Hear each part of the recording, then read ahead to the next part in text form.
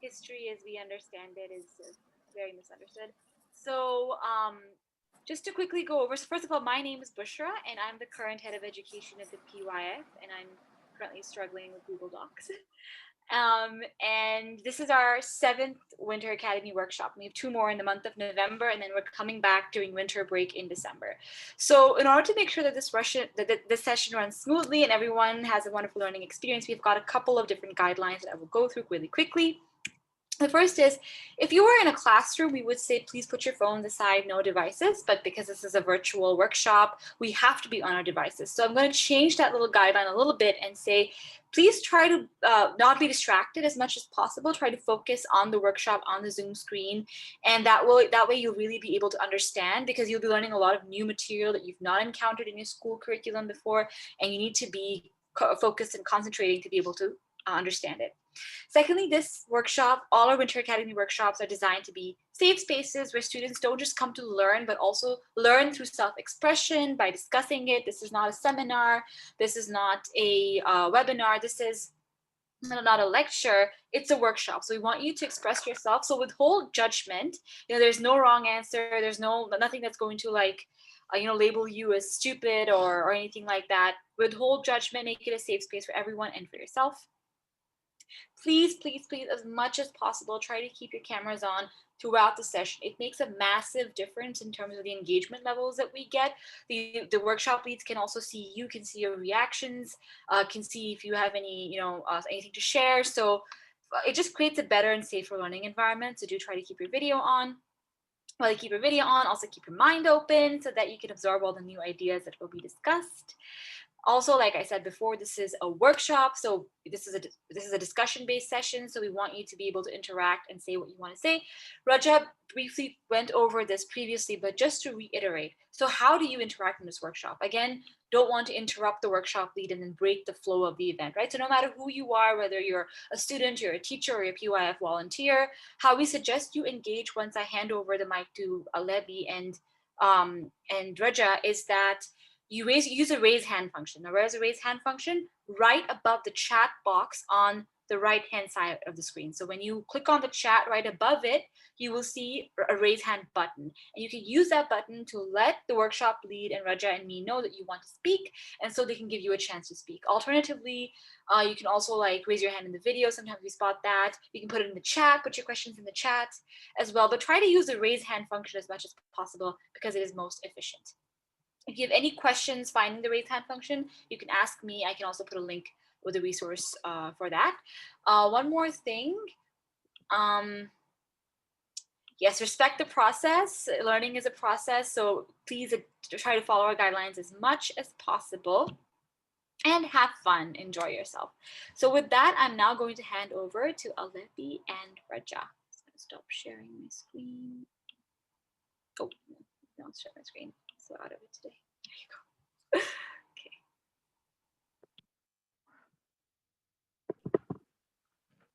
So good evening, everyone. For me, it's good morning. I'm really happy to give you all an overview of Islamic history. I know some of you might know Islamic history, but I don't think you're aware of the recent developments when it comes to its methodologies and its sources. So this image right here is an 8th century painting of the Umayyad Caliph Walid ibn Yazid ibn Abd al-Malik, who reigned from 743 to 744. So I want to ask, how much of this image can you all see?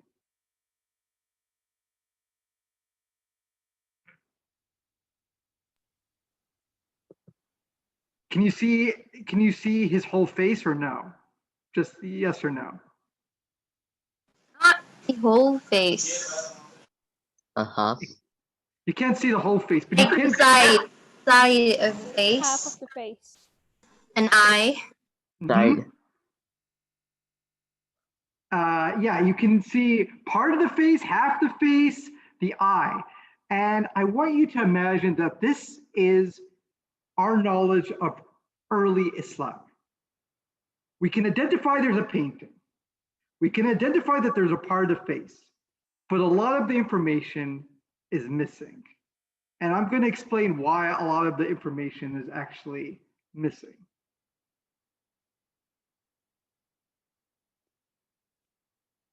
So we actually have a lot of sources for early Islamic history.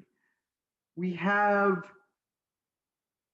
narratives that span multiple volumes. We have geographical works. We have hadith. We have social histories. The volume of, there is more works in 1 year of histories produced in Baghdad in the 9th and 10th century, and just in 801, there's more histories produced in 801 in Baghdad than there is for the whole 9th century of France. So we actually have a lot of material. But the problem is that for early Islam, when I say early Islam, I'm talking about the birth of Islam from Rasulullah to the first 4 caliphs to the Umayyad Caliphate, which that's usually from 575 from the Prophet's lifetime, early 6th century, to his death in 632, to the first 4 caliphs, which lasts all the way up to 661, and the Umayyad Caliphate, which lasts until 747. That whole period, that's around 2 centuries. All our narratives, for most of our narratives, most of our Muslim traditional narratives, the narratives that we have been brought up on, that we've been told this is the way in which the history of Islam has been done, are usually written by authors from the 9th and 10th century. Now I want to ask, what's the issue of relying on histories from authors who are 2 centuries after the events had happened?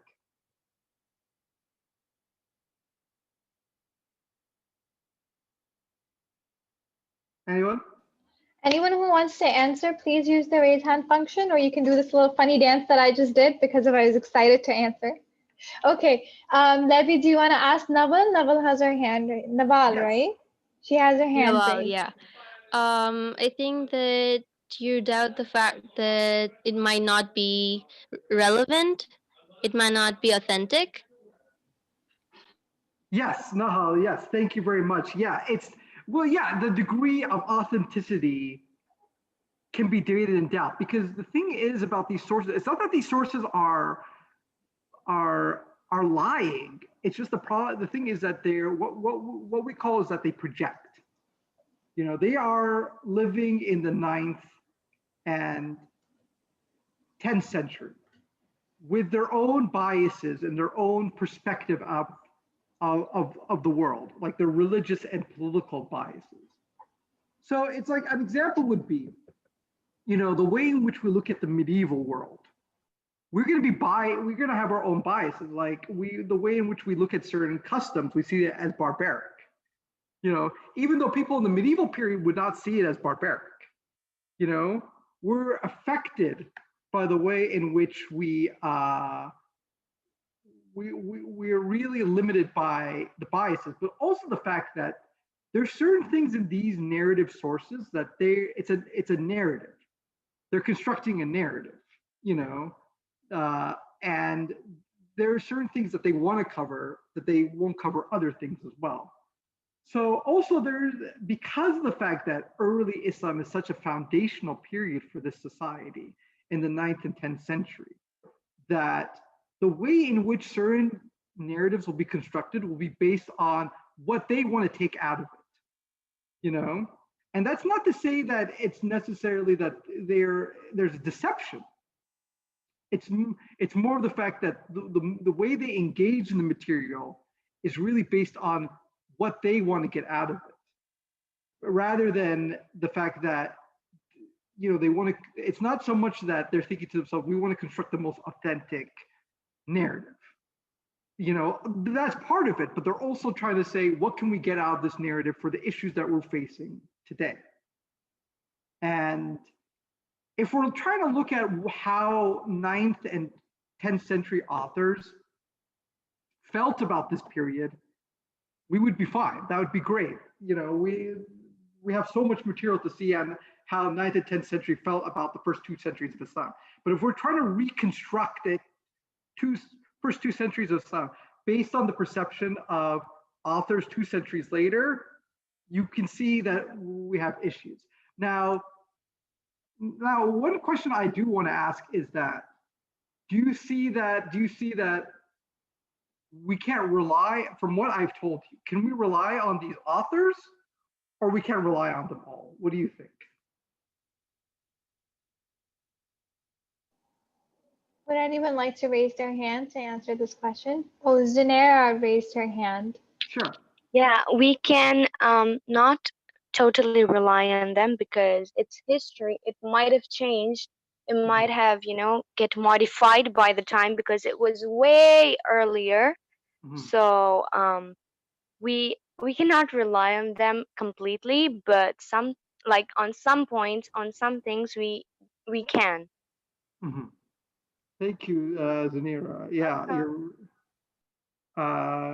that's totally right. It's like, well, I would say the interesting thing is that, we do have contemporary narratives, but the problem is they're non-Muslim. And even though they're contemporary and they're viewing the events that are happening for the first 2 centuries, what are some of the obvious problems you think of relying on non-Muslim sources?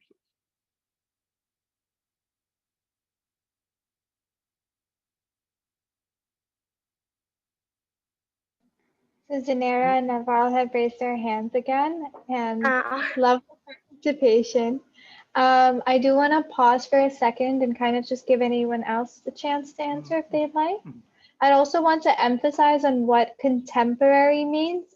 Maybe you could expand on that definition a little bit. Contemporary refers to the fact that that these are sources that are part of that time period. Unlike the Muslim sources that are written 2 centuries later, these sources are written within the time period of early Islam. That's what I mean by contemporary. So you could say that when we're looking at Muslim sources, those were written 200 years after the life of the Prophet. The majority of them. The majority of them. Mm-hmm. And then the contemporary sources that we have, the ones that were written during the life of the Prophet, are by non-Muslim sources. And your question is, what are some of the problems that can arise from relying on these non-Muslim sources? Yes. So what do you think, guys? Come on.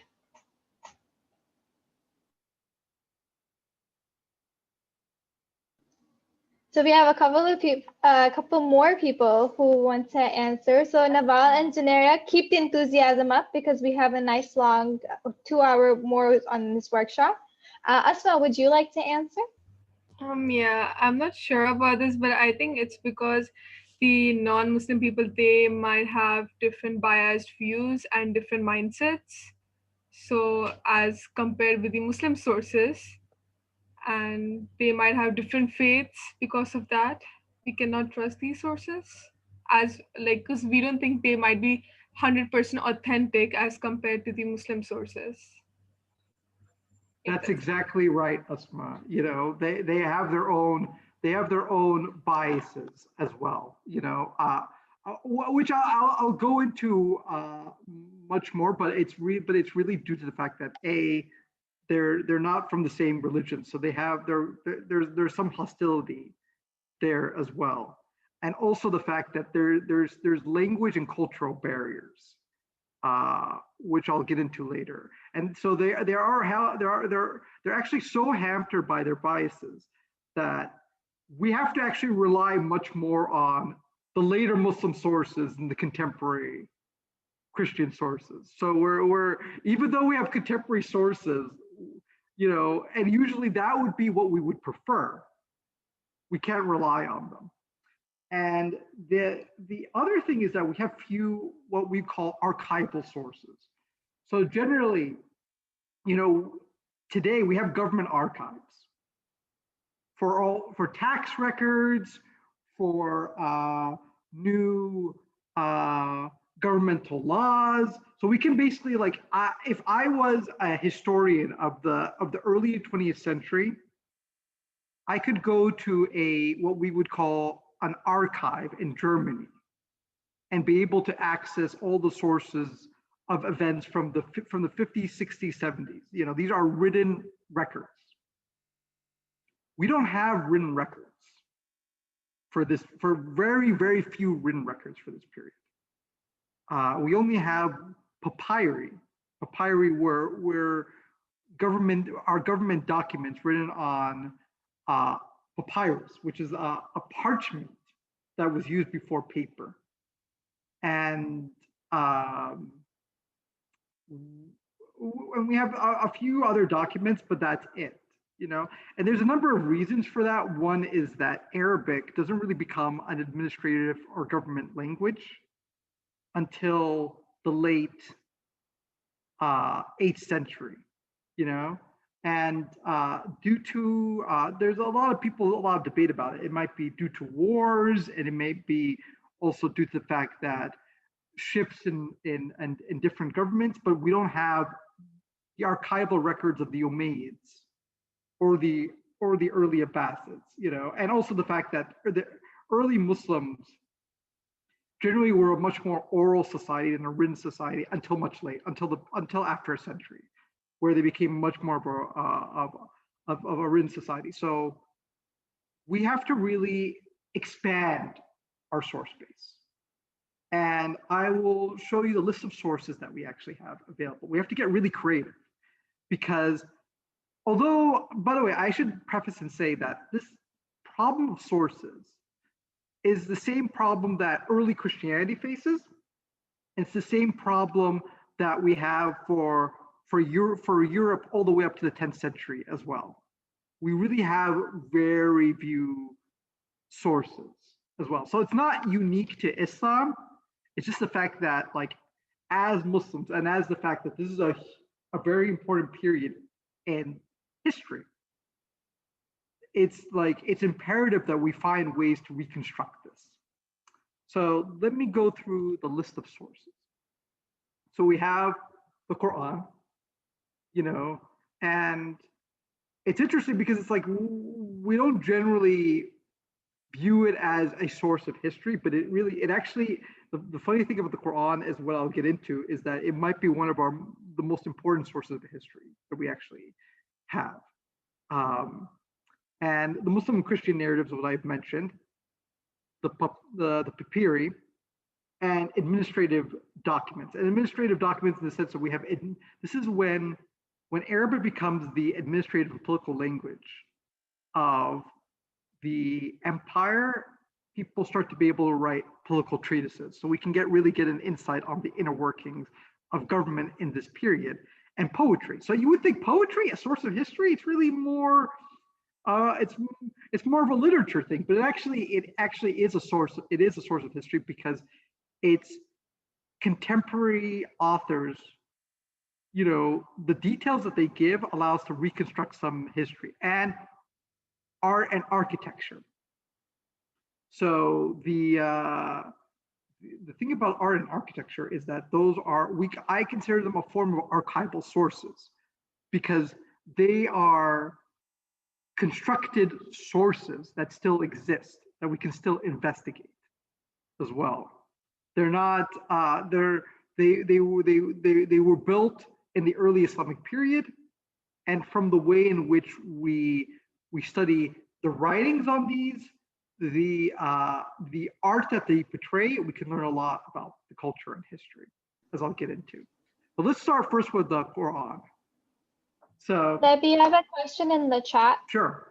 What is papyri? Papyri are parchment written in papyrus. These were the form of parchments that were used for writing before paper. paper becomes introduced into the Islamic world in the early 8th century, and then it becomes the standard much later. But before that, for much of the first thousand, for much of human history, all the way back from the pharaohs until this period, papyrus was used as the material for writing. And we have archival documents written in papyri in Egypt that covers early Islam. So that's why this is a very important source. So this is this image right here. This is a Quranic manuscript that the University of Birmingham, using carving dating, have identified was written sometime between 568 to 645. Now, why is that important for us?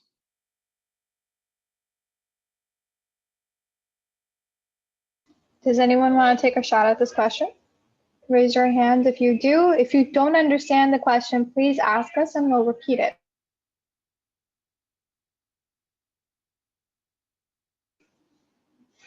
You asked, why is this important to us, this papyrus? This parchment, yes, it's like a manuscript. Yeah, it is. It's not a papyrus, but yeah, it's a manuscript. Yes. Why is it important to us? Because it contains our history.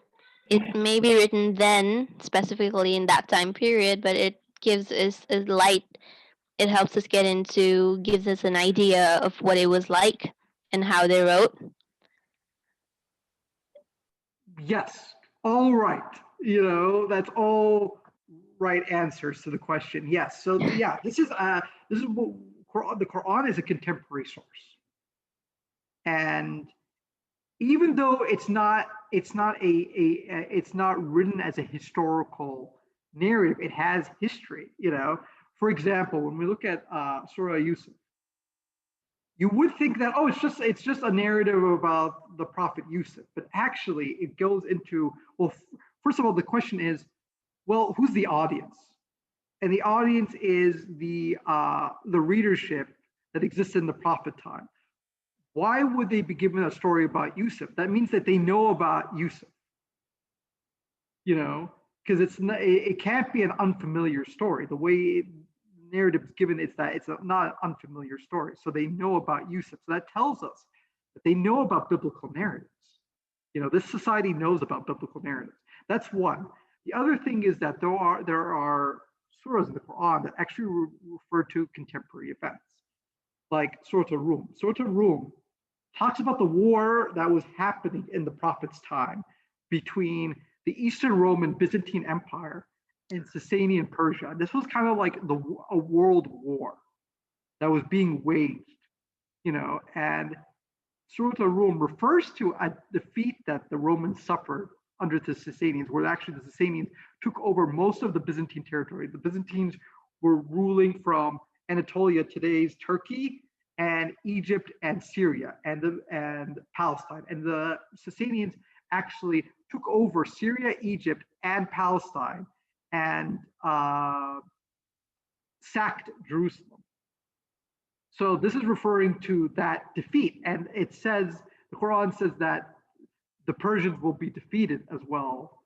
So it's really referring to these events at that time, and it's also referring to the fact that these events are actually extremely important to the Arabian Peninsula, because the Arabian Peninsula, the Arabs were used as proxies proxies meaning that there were military troops from Arab tribes that worked both for the Byzantines and for the Persians as well. So it's the way in which you see that, like in certain countries, American influence and the influence of its rivals are divided. It's the same way with the Romans and the Sasanians. And this shows that it was really important to the Arabian Peninsula. We also have in the Quran also referring to the caravan roots of Quraysh. There's a Quran surah always talking about like the summer caravans of Quraysh. So we really get a sense of the history, but also it also gives us a sense of the Islam as well, you know, and what do these people believe? What were their practices and stuff? Because the Quran is really the foundational text of Islam. So there's a lot of things we can identify. And actually, what's interesting that you might not know is that people were debating in, and this is to remember that as Muslims, we believe in the Quran as a divine revelation, but for the West, it's a very different story. So there was a debate about, is the Quran contemporary to the Prophet's time, or was it written later as well? And this is really part of early Christian debates about when was the Bible written. But because of the carbon dating, it's now definitive that the Quran is contemporary to and was written in this period. And what's significant about this period as well, 568 to 645, and what people are saying is that this might be part of the Uthman Codex. So I know some of you may not be familiar, but in the third caliph Uthman basically created he took all these different Quranic parchments and made them into one book. So people speculate that this might be part of that Uthmanic Codex. So that's why the Quran is a very important source. Now here's the question I want to ask. Can it be relied on solely as a source of history? Can we use the Quran as just a source of history without any other sources? Yes or no? Yes, Noel? I think it's not just a source of history. I mean, it without not just history, it gives us lessons as well. Yeah. And guidance. I mean, that is what is written in the Quran itself, that it has been sent as a guidance to people as well. The Quran and the Sunnah, right? So not just history, but everything else as well, all aspects. What I meant is, Noel, is that if you're, yes, that's all true. But what I meant, Noel, is that if you're going into this, if you're looking for sources of history, you know, can you rely on the Quran by itself as a source of history, or do you need other sources of history? Well, can I answer, if you don't mind? Yes. Well, as Muslims, we can look at it, but like looking at it from other religions, for example, Christianity and Judaism, they have different point of views because from my point of view, they don't exactly believe in Islam. So they might not totally depend on it. Yes, but I think you misunderstood the question I was trying to ask. I mean, what I meant is not so much. I didn't mean that so much that it's just a source of history. What I meant is that if you're trying to look for contemporary sources for early Islam, can the Quran as a historian, as a researcher, as a professor, as a researcher and a historian, can the Quran be relied on, like can you just use the Quran and say I can reconstruct early Islam, or do you need other sources? That's what I think that Quran can be one of them, but not by whole itself. There are hadiths also, books also written by good scholars, so we can also get some reference from there. Because there's some things not exactly mentioned in Quran which are mentioned in hadiths by following the Sunnah of Prophet, how like some scholars have written the ways and Sunnahs of Prophet, so we can even get some sense of knowledge from there. Yes, correct, Asma. Thank you. Yes, that's the thing, is that there's like the Quran is not like written as it's not written as a straight narrative, because the book is really about, as Noel said, it's a guidance for Muslims as well. You know, it's not supposed to be that it's going to give you each set of history, because you know the Prophet isn't really mentioned that many times in the Quran, nor are the Sahaba, nor are all the contemporary events. So it's an extremely important contemporary source, but you need other sources as well. And that's where we get into the Muslim and Christian narratives. Levi, I think like over here, I just want to emphasize that one of the points that Lepi is raising today is that you're looking at some sources for historical facts, or like as close to fact as you can get, and you're looking at the same sources sometimes through a different lens. So as a Muslim, when you look at the Quran, you look for moral lessons. You look for an understanding of what the Prophet wanted to preach. But as a historian or a researcher, looking at the Quran, you may have to go and corroborate what's in the Quran with other sources. Maybe you already have a narrative constructed around the time of the Prophet, and you're trying to see where does the Quran fit in, where does something else fit in, so you can have a more complete That's exactly picture. correct. I That's hope I'm exactly right correct. about that. Yeah. Okay, Yeah. thank you. Yeah, so going into the Muslim and Christian narratives, which are really our most important sources, actually. So this is an image from a painting from a illustrated manuscript from the 15th century, from the history of Tabari, and this is the famous story in the Quran and also in Islamic narratives of the angels bowing down to Adam, and you see the devil is not bowing down as well.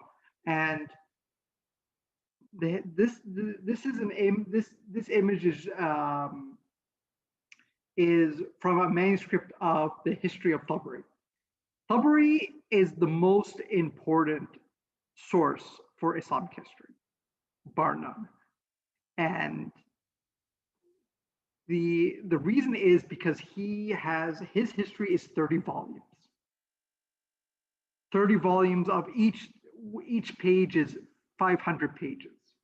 And he covers, it's a world history. He starts from the beginning, the beginning of the universe, all the way up to his period in the early 10th century.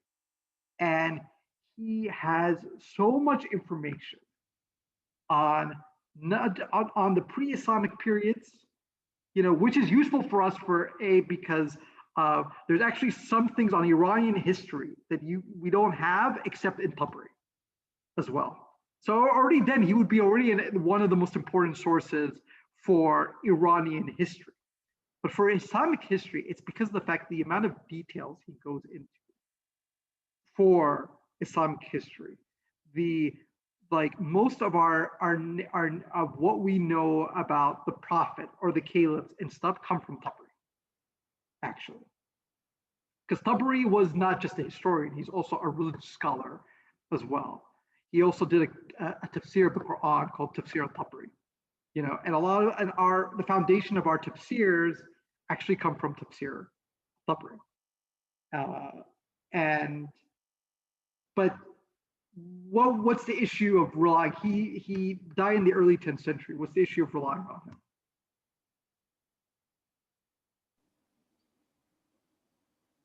Could you repeat the question, Lepi, for everyone? This is our most important source. This author who wrote 30 volumes of kind of this world history. 20 of them, 25 of them include Islamic history. 25 volumes, each 500 pages. So much detail. We don't actually, at times, we don't even know what to do with all these details, But he died in the early 10th century. So what's the issue? What's the issue? With relying on Tabari as a source for early Islam. Yes, Zamira. I think so that he displayed a lot of information and a lot of details, and the issue is that maybe nobody continued that way. So that's why we couldn't get any more information about the Islam after he died. What about during his time? Like, we have all this information from him. What issue can we find with the information that he has provided us? Or not an issue, but like, where are limitations here? How are we limited? I just want to ask a question. Was he like Muslim? Yes. Okay. I haven't got to the Christian sources yet. We're still on Muslim Just let me sources. think. Okay. Yeah, Sure. Janara, take your time. How about we get Nawal to tell us her opinion on this? Thank you. What I wanted to say, I think what I thought of, the point that just came in my head was that maybe it was limited. I mean, the details that he gave us were till his time, till the time that he was alive, and till whatever he wrote, till whatever volume that he completed. I mean, he was giving us every single detail, right? Like he said, he wrote 30 volumes, and each was like 500 pages and was very detailed. So, till the time that when he wrote it, and then maybe obviously it had to stop, it had to come to some point, so the details that we have can mostly be from him, but the rest of the things are still left uncovered. We could have gotten from him, so with as detailed as he wrote it. Yeah, I mean that's the yeah that's one issue for him. But the thing is, for early Islam, is that it's not so much the scope or of his deed. Actually, it's like we're so grateful we have a source that covers that much details for early Islam. But the thing is about the fact that you have to for Tabari, for a lot of these sources, that period of time, the early Islamic period, is kind of a legendary time. This is a special time, you know? So the way they look at it is that they're going to look at it with kind of like what we call rose-tinted glasses, you know? So they're going to see this as an extremely special time. And what does that lead to? That leads to a certain form of writing as well. So you'll see things when you read Tabari and you're like, that couldn't have happened. You know, it just couldn't have happened, you know? But the thing is that the way in which they think of the narrative, like we think like, oh, things have to be realistic. We have notions of what realism is that's very different from the early Muslim sources, from these sources as well. And that's not to say that they're liars or they're deluded. No, they're functioning by their own culture as well. And we have to really understand their culture, and we have to understand their perspective. So I guess a really good example of this is the way in which the Umayyad caliphs are portrayed in these sources. Okay, so the thing is that Tabari and a lot of the other sources are living in the Abbasid period, and the Abbasids were a dynasty that basically replaced the Umayyads violently. You know, they did a revolution that was all about the fact that the Umayyads were enemies of Islam, and they have to be violently removed. So when Tabari is writing about the Umayyads, what are some of the cultural biases that you think would be about the fact that he's living in the Abbasid period? Allehbi, do you think it's okay here if I just ask you to refer to Shaf Wasim's question, which is who made this image and which century is this image from? The one that's on this slide right now. Oh, this is from the 15th century. Okay, and it was this was made in Herat, you know, and this is for an illustrated manuscript of Tabari. Thanks. Okay, so your question. Sorry, can you repeat it?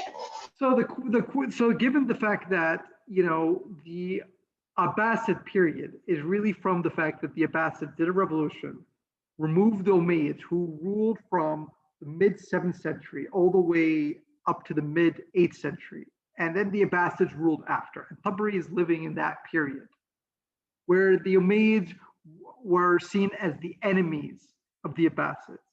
When Tabari is writing about the Umayyads, what are some biases that could happen? I think this is an easy one, you guys. So I want to see some hands being raised.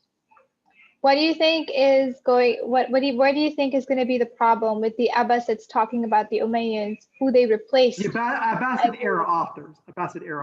Yeah, sorry, the Abbasid era authors. How do you think they would write about the Umayyads? Yes, Asma? It could be the same as before, that they might have their own biased views and opinions, and as they have replaced them, it could be some negative comments because as they're not very fond of them, it seems, because they have replaced them. So I think that could be the issue. No, very Yeah, fond of them is sweet. That's a very nice way to put it. yeah, Zanira. All right, so I think that because they were considered as an enemy, so they must have written they must have written something negative about them, because to them they were an enemy, so they couldn't, like, write all of the positive things about them, so they wrote the negative things and people got to know about it. So that's the thing. Yes, so this is all of you are Asma and Zanira, all of you are correct.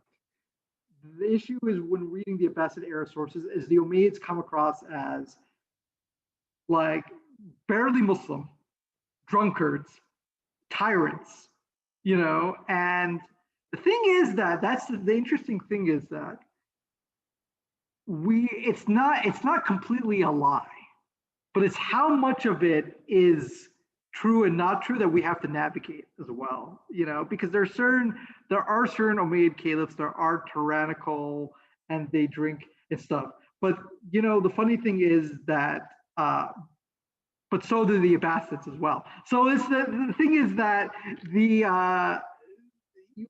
really have to figure out what's being said, and then there's certain things that you'll see certain Umayyads say something. So the thing is that we have to remember that these are Tabri's relying is not, he didn't hear any of this stuff. He's relying on oral traditions, and all these oral traditions are kind of almost similar to hadith, but they're not.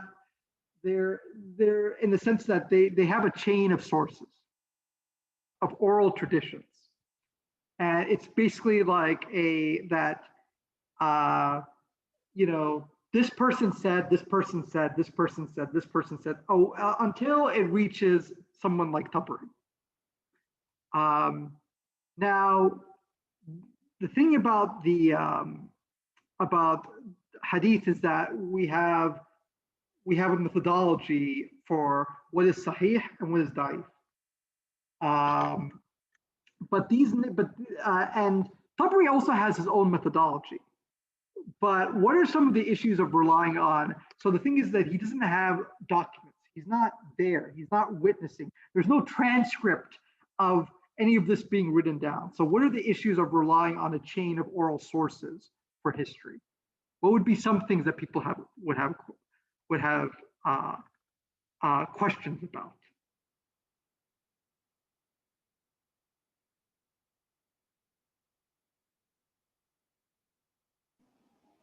Debbie, do you want to pick someone to answer? Maybe with some of the quiet ones? Sure. Maha, what do you think, Maha? I actually didn't quite get your question. Can you please repeat? Sure. I'm saying that the fact of oral traditions are usually is referring to the fact that people say these things. They don't write these things. And so someone will say to someone else, this happened, and then he will pass it on to another person, and not another person, about an event. What are some of the questions that somebody would have about relying on these type of sources?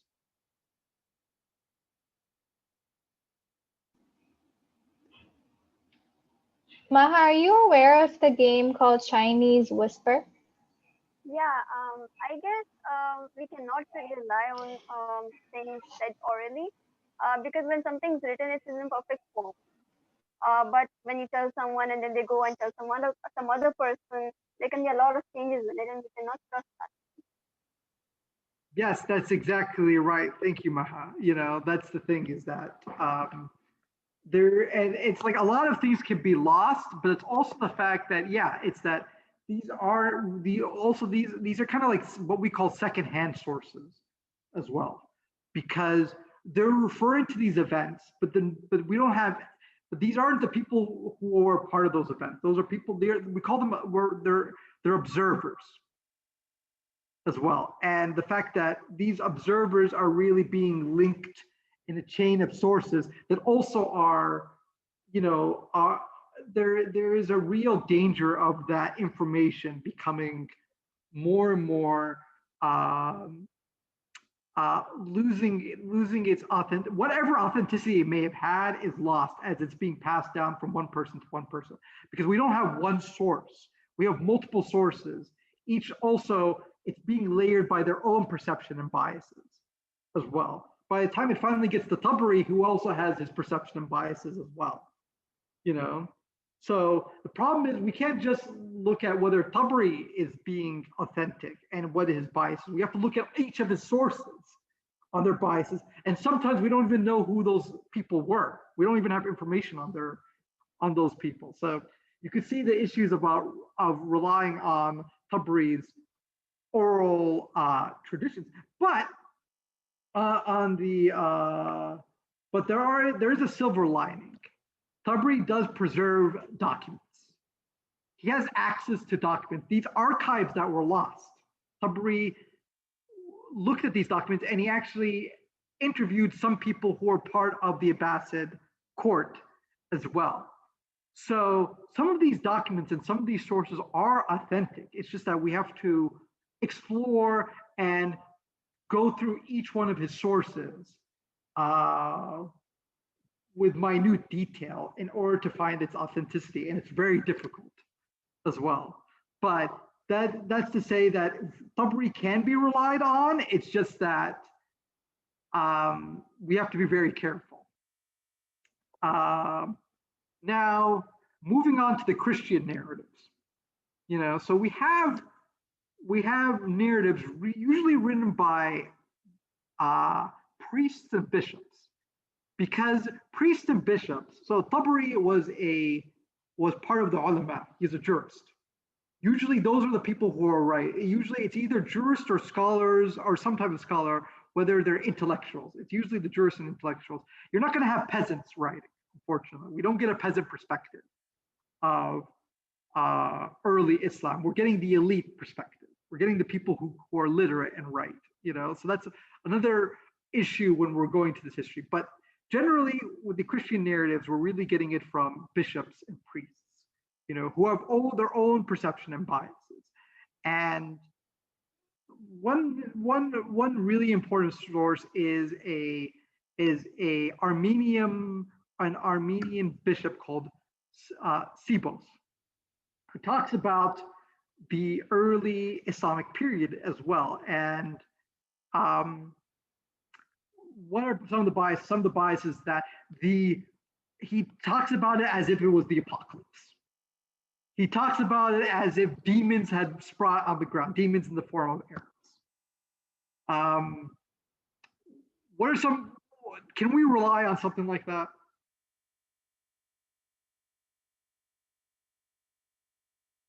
Can we rely on the fact that describing the early Islamic period as an apocalypse full of demons? Asma says nope in the chat. No, but you can. But see, the thing is, here's the interesting thing. You can, because under that layer of demons and apocalypse, he mentions details that the prince of the Arabs, Omar. Oh, so he's identifying that there is an Omar. That the Muslim narratives are right. So he's actually corroborating the Muslim narratives. He says they invade Egypt. Oh, just like the Muslim narratives discuss. But then there's certain things that they refer to, the Muslim narratives don't refer to. There's certain things, details about the fact of the way in which law is discussed. So the thing is that the Muslim narratives really are, when they discuss, they're like, there's a chronology from the Prophet. There's a broken chronology as well. Now, some historians might be like, this is too clean. It couldn't have happened this way. It's the history is messy. It's much more messier than the Muslim narratives are going to put. And the Christian narratives provide some details that do not fit with the Muslim narrative. So some historians would argue that This is a very, why would they mention this detail? This detail does not fit into their perception or biases, so it must be true. So this is the way in which are debated. But as I mentioned before, because of the language barriers, they don't know Arabic, they don't know these people, so they're outsiders. They're not people who are within that tradition or within that culture as well. So an example is like if we're talking about events of 20th century Russia, do you want an American observer or do you want someone who was in Russia at the time?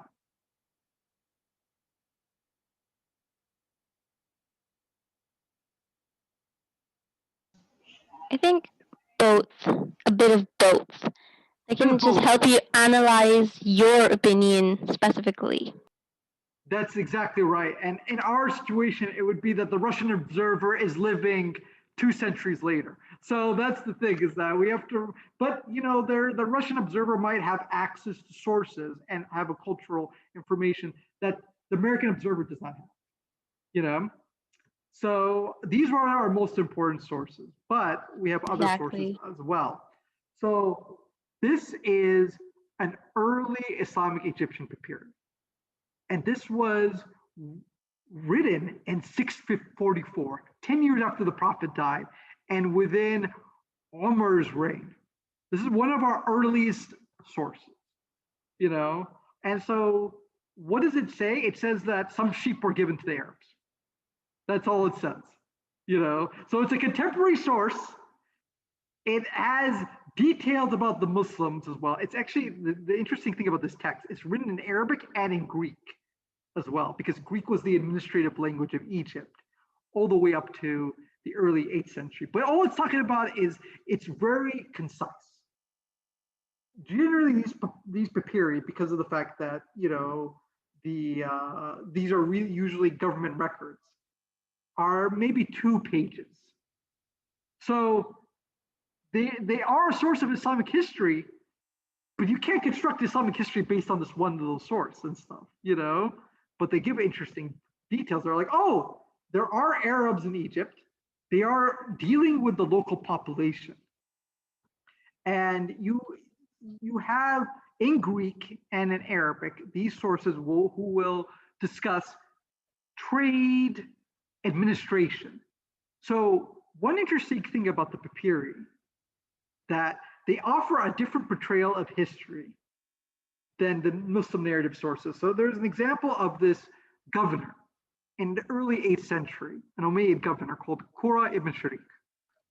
And the Muslim and Christian narratives are like, Qura is the worst governor, one of the worst governors in history. He's tyrannical, he's terrible. But the papyri actually shows him as kind of shows him as a very careful and a governor who cares about Egypt. So these are actually archival records. You know, these are from that period of time. So now we have a conflict of sources.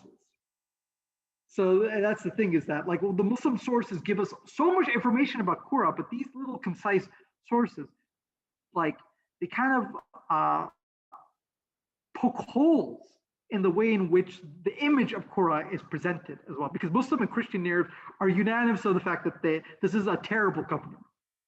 But the papyri of his records, this is him writing the record, show that, oh, well, no, he may have not been as bad of a governor as we say. So one thing that some people debate about the fact that it's not that he was a bad governor, is that he was really controlling, you know, and he didn't give like he didn't allow a lot of autonomy as well, and that negative reaction towards him bled into the sources until when you reach Tabari, you get this image of Qura as this evil and devilish person, and that's it's. I mean, what you're laughing, Noah? Why are you laughing? Because I love the way it's demonstrated the point of view of people Yeah. Some people like, that just reminds me of little stories about how people that king was evil, he was the devil, and then other people just go that he was an angel, and then he worked this way and that. I mean, the truthness of it, the truthfulness of the speech. Exactly. I mean, truth is complicated. It's like it's not. That's the thing about history. It's that history really is based on perception. It's based on our perception. It's based on the perception of the individuals living at that time, and it's based on the perception of people living after that time. That's what makes history really fun, but makes it frustrating at the same time. So but that's the thing about the papyri, is that there are contemporary archival sources, but the issue is that although they're really information, they actually add a new layer to Islamic history. They also are very concise, and they offer little context as well. Like the thing is that when you read this document, you have to figure out what are the terminologies being used. What are sheep? It's like it's like Muslim narratives are utilized much more because they're easier. And also reading this, can you imagine just reading that? It's like it took like years and even decades to even be able to read these records as well. So that's one of our sources. Another source is early Islamic administrative documents. So the when Arabic became the language of the Muslim Empire, you had a plethora of documents being written. And these were because of the fact that the Umayyad caliphs in the early 8th century, they wanted to see what are the sources of knowledge from the past. So Persian and Greek scribes, Muslim and non-Muslim, would actually translate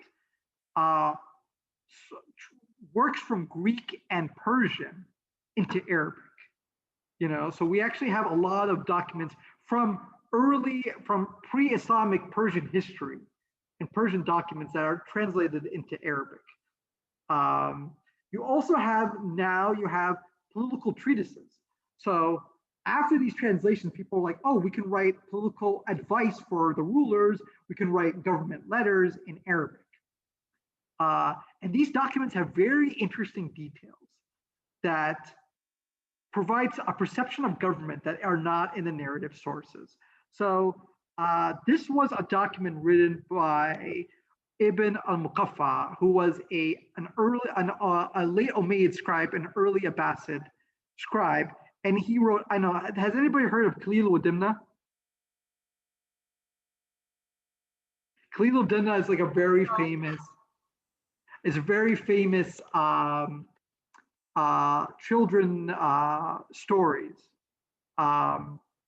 and he's also a translator of a number of documents. But he wrote a very important document that is contemporaries to his time, that he wrote for the second Abbasid Caliph in 760. He wrote sometime between the 750s and 760s about advice on how to rule the empire.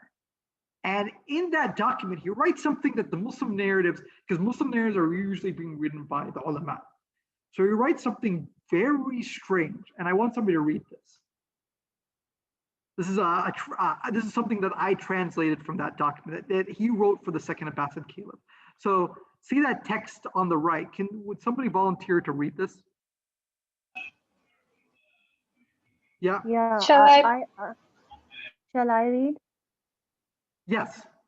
Ibn al-Muqaffa Risala Sahaba. As for those who claim the necessity of the Sunnah, they render that which has nothing to do with the Sunnah as a Sunnah, even reaching to the extent that they can execute someone without proof and evidence on the matter which they claim as Sunnah.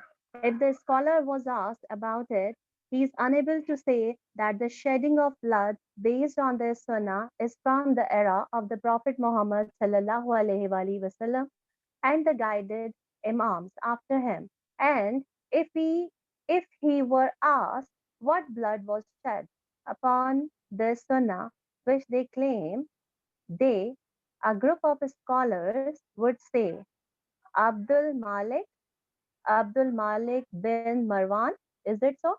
Yeah. That did that, or an Amir temporal variant from the those Al Umara, that is Al Umra. Al-Umara, you said it Umara. correctly. Yeah, Okay, okay. rulers. So the thing is that what jumps out to you about this? Because this is a very interesting text.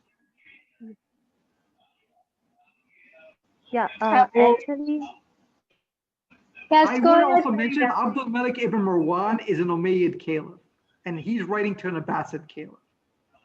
So that's another element to this text.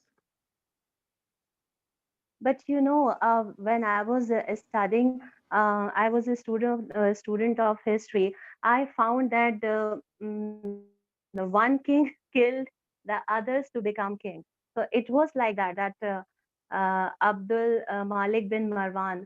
I hope so. I read that one. Yeah, And yeah, so I am just asking that it happened in the history that the one when one wants to become a king, he actually made other candidates killed, or he asked, sorry, the voice is coming from, and he actually, those who are capable enough of ruling candidate, he killed them.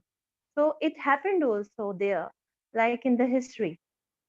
And yes. some of the kings, they actually took the help of, I'm sorry, but religious scholars too in it, and sometimes they favored them in that way, okay, they have done something wrong, so it is like I killed them.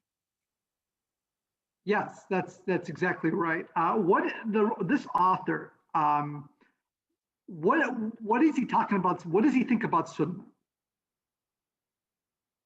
Um, I mean, what I got from this point is that how people are using the sunnah to claim their authority or somewhere to do something that they want to, that they think is right, that they want to be a part of the, like the rules, or let it just be part of the system of running the country or something.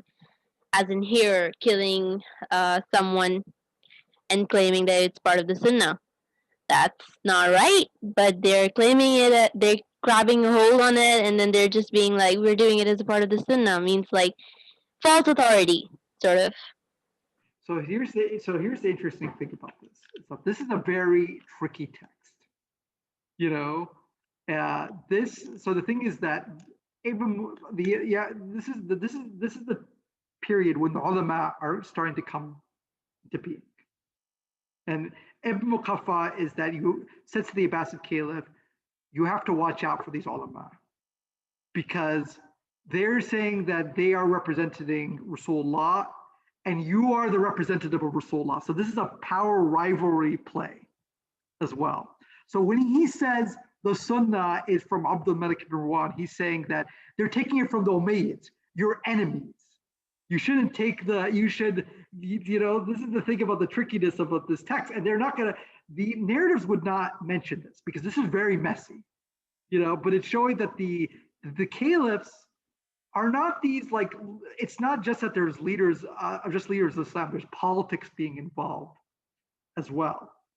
And Ibn Muqaffa is also like, he's not a jurist, he's a bureaucrat. So he has his own perspective about Sunnah. It's very different from the ulama. So I'm just showing you that, like, that's the thing about history, is that you get these documents and you're like, this doesn't fit the narratives. And I don't know if this is true or not. So the thing about Ibn Muqaffa is that we don't even know if he says this. We don't know if this is true as well. We don't know from the baseline, like, he could be lying. He could be using this as a strategy as well. So this is part of my research, just figuring out what is he talking about and what are the implications of this. So that's what I mean when it says that these documents produce a unique depiction of law and society that the narrative sources will not put in and stuff. Because for somebody to say that, even to question the Sunnah, as the Sunnah is not real Sunnah as well, is very controversial, you know? So this is why the government documents reveal kind of a different line of thought than the narrative sources, which are usually written from the ulama or from the elite intellectual classes. There are not usually, so most of the Muslim narratives, I should point out, are not written by people who are from the rulers or from the government. You know, it's usually being written by people who are like citizens, like, you know, people who are part of the society, but they're not ruling from above, you know. So this is being written by someone who's involved in the courts, in the circles of power. So you get a very different perception of Islamic history. So the other source is poetry. And poetry is like, this is the thing is that generally poetry is something that most historians have a difficulty going into, because poetry, one is that unlike papyri and unlike administrative documents, when you go into them, you know that they're going to have some history. But poetry, you have to go through all these poems, you know, and a lot of them are not going to talk about history. They're not even going to talk about anything that, like, you have to like figure out what are they even talking about as well, because it's like we don't have that cultural context that they do. So and a lot of it could be metaphors, it could be allusions as well. So, but the thing about poetry is that they're contemporary sources. They're talking about this period. So at the first level, we can get some understanding about the culture of this period from the pre-Islamic period, which is important because the cultural foundations of Islam rest on the pre-Islamic period, the Arab cultural foundation. So we have to understand the pre-Islamic period, you have to read Arabic poetry. You cannot avoid that. And the thing about what's interesting about the early Islamic period, particularly the Umayyad period, is a lot of poets would write for the caliph. They would write panegyrics. They would write praise about the caliph. And one such poet is Al-Akhtal al-Allehbi, who was a Christian Arab poet who was a poet for Abdul Malik ibn Marwan, one of the most important Umayyad caliphs, who also established Arabic as the administrative language, and the person that was mentioned in Muqaffa's letter. I want you to, can somebody volunteer to read this text? Hey, should I pick someone who's been participating but a bit quiet? Yeah. I'm looking at Hamdan Ayub. Hamdan, do you want to read this text? Yeah, sure, I can. The one is that's on the screen right now? Yes. Yeah, the one that says Al-Akhtal. Right. Yeah. Yeah, sure. Al-Akhtals, those that dwell with you have left in haste. The Khalif of God through whom men pray for rain. When his soul whispers its intention to him, it sends him resolutely forth. His courage and caution like two keen blades. In him the common will resides, and after his assurance, no peril can seduce him from his pledge, not even the Euphrates when its tributaries pour seething into it. Thank you very much, Hamdan. So what can we get, like, what are some things that jump out at you from reading this? Any of you? Yes, Hamdan. Yeah, it's you talked about the caliphates. Yeah. When it was time when they prayed for rain. Mm-hmm. And it's like Quranic. No, it's not. When it's yeah, there is some. You're right. There is some Quranic imagery. There is some Quranic imagery. Yeah, there's Quranic. That's what I guessed. When his soul whispers intention to him, sends him resolutely forth. They talk about God in the period of caliphates. Allah tells. Yeah. Who else? What? Any other? Sorry, can Any other? Yes, I'm done. Yeah, so later. Yeah, I can speak. No, Yeah. it's just there was a question about can you explain Euphrates? Not even the Euphrates. Euphrates. Euphrates is a river. Yeah, It's a Euphrates. Yeah, river. there's some Yeah, words I'm Euphrates. confused too with. Yeah, it's in There's Iraq. Euphrates and Euphrates Tigris. and Tigris are rivers in Iraq. Yeah, yeah. oh, Thanks, Farina. That's correct. That is about the Caliph of God is actually the Caliph is the subordinate of God. Like we men, we are the subordinate of God here in the world. And Yes. I got it the idea that he's dealt with you have left and has like God has created the man and even the rulers it was sovereignty and powers given to them so that and even the God whispered them and told them that his courage and his caution like two keen bloods. So it I feel that no peril can seduce him from his pledge when the Caliph of God has taken oath. So no kind of a danger can hinder his way to rule.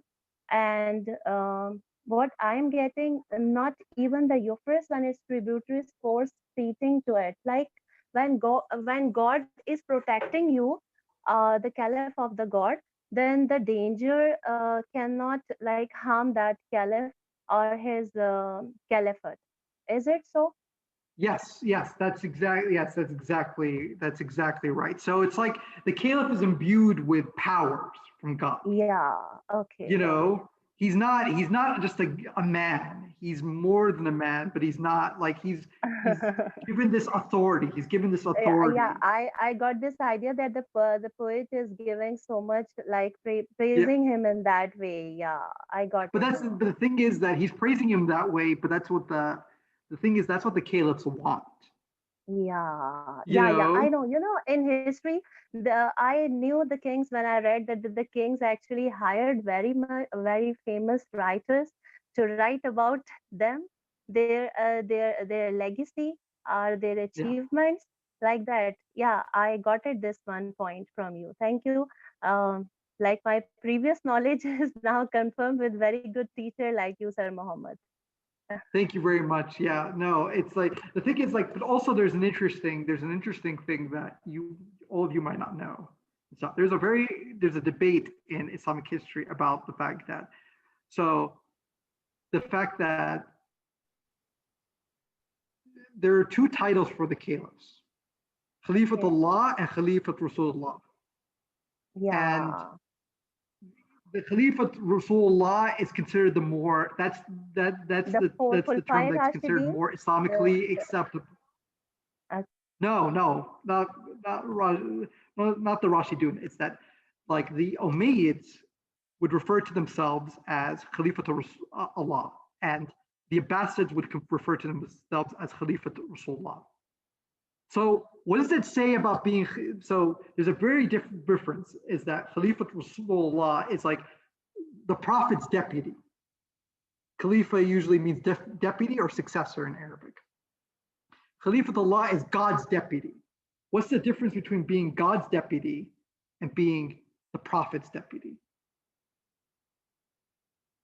I got the idea like we have got Khalifatul Rasulullah when we study the history books. Huh? So I got the idea that after Prophet Muhammad sallallahu alaihi wasallam, Hazrat Abu Bakr Siddiq was the second caliph. Yes. So what I feel first caliph was Hazrat Abu Bakr Siddiq radhiyallahu ta'ala anhu. Then the second is Hazrat Umar Farooq radhiyallahu ta'ala anhu. First caliph was Hazrat Abu Bakr Siddiq. Yeah, he was the first caliph. And then the third one was Hazrat Usman Ghani radhiyallahu ta'ala anhu. That's and the third. fourth That's the is third. Hazrat Yeah. Ali. Yeah, Hazrat Ali Karmallahu wajhu.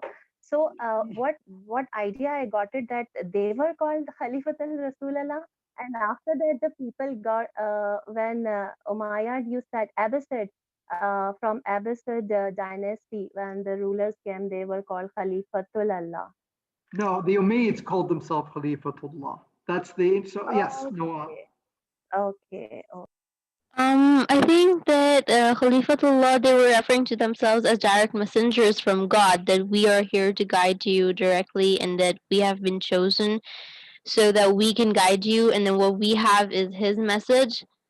But Khalifa Rasulullah, I think, is what they were preaching. They were continuing to spread the message that Rasulullah himself did. Guided them. I think. I mean, Started doing Khalifatullah, by their Khalifatullah, because Khalifa means the ruler, right? And Allah means God, obviously. So for No, Khalifa doesn't mean kinda, ruler. It doesn't mean ruler. not It means deputy. exactly, It yeah, means deputy. It means sort of. deputy.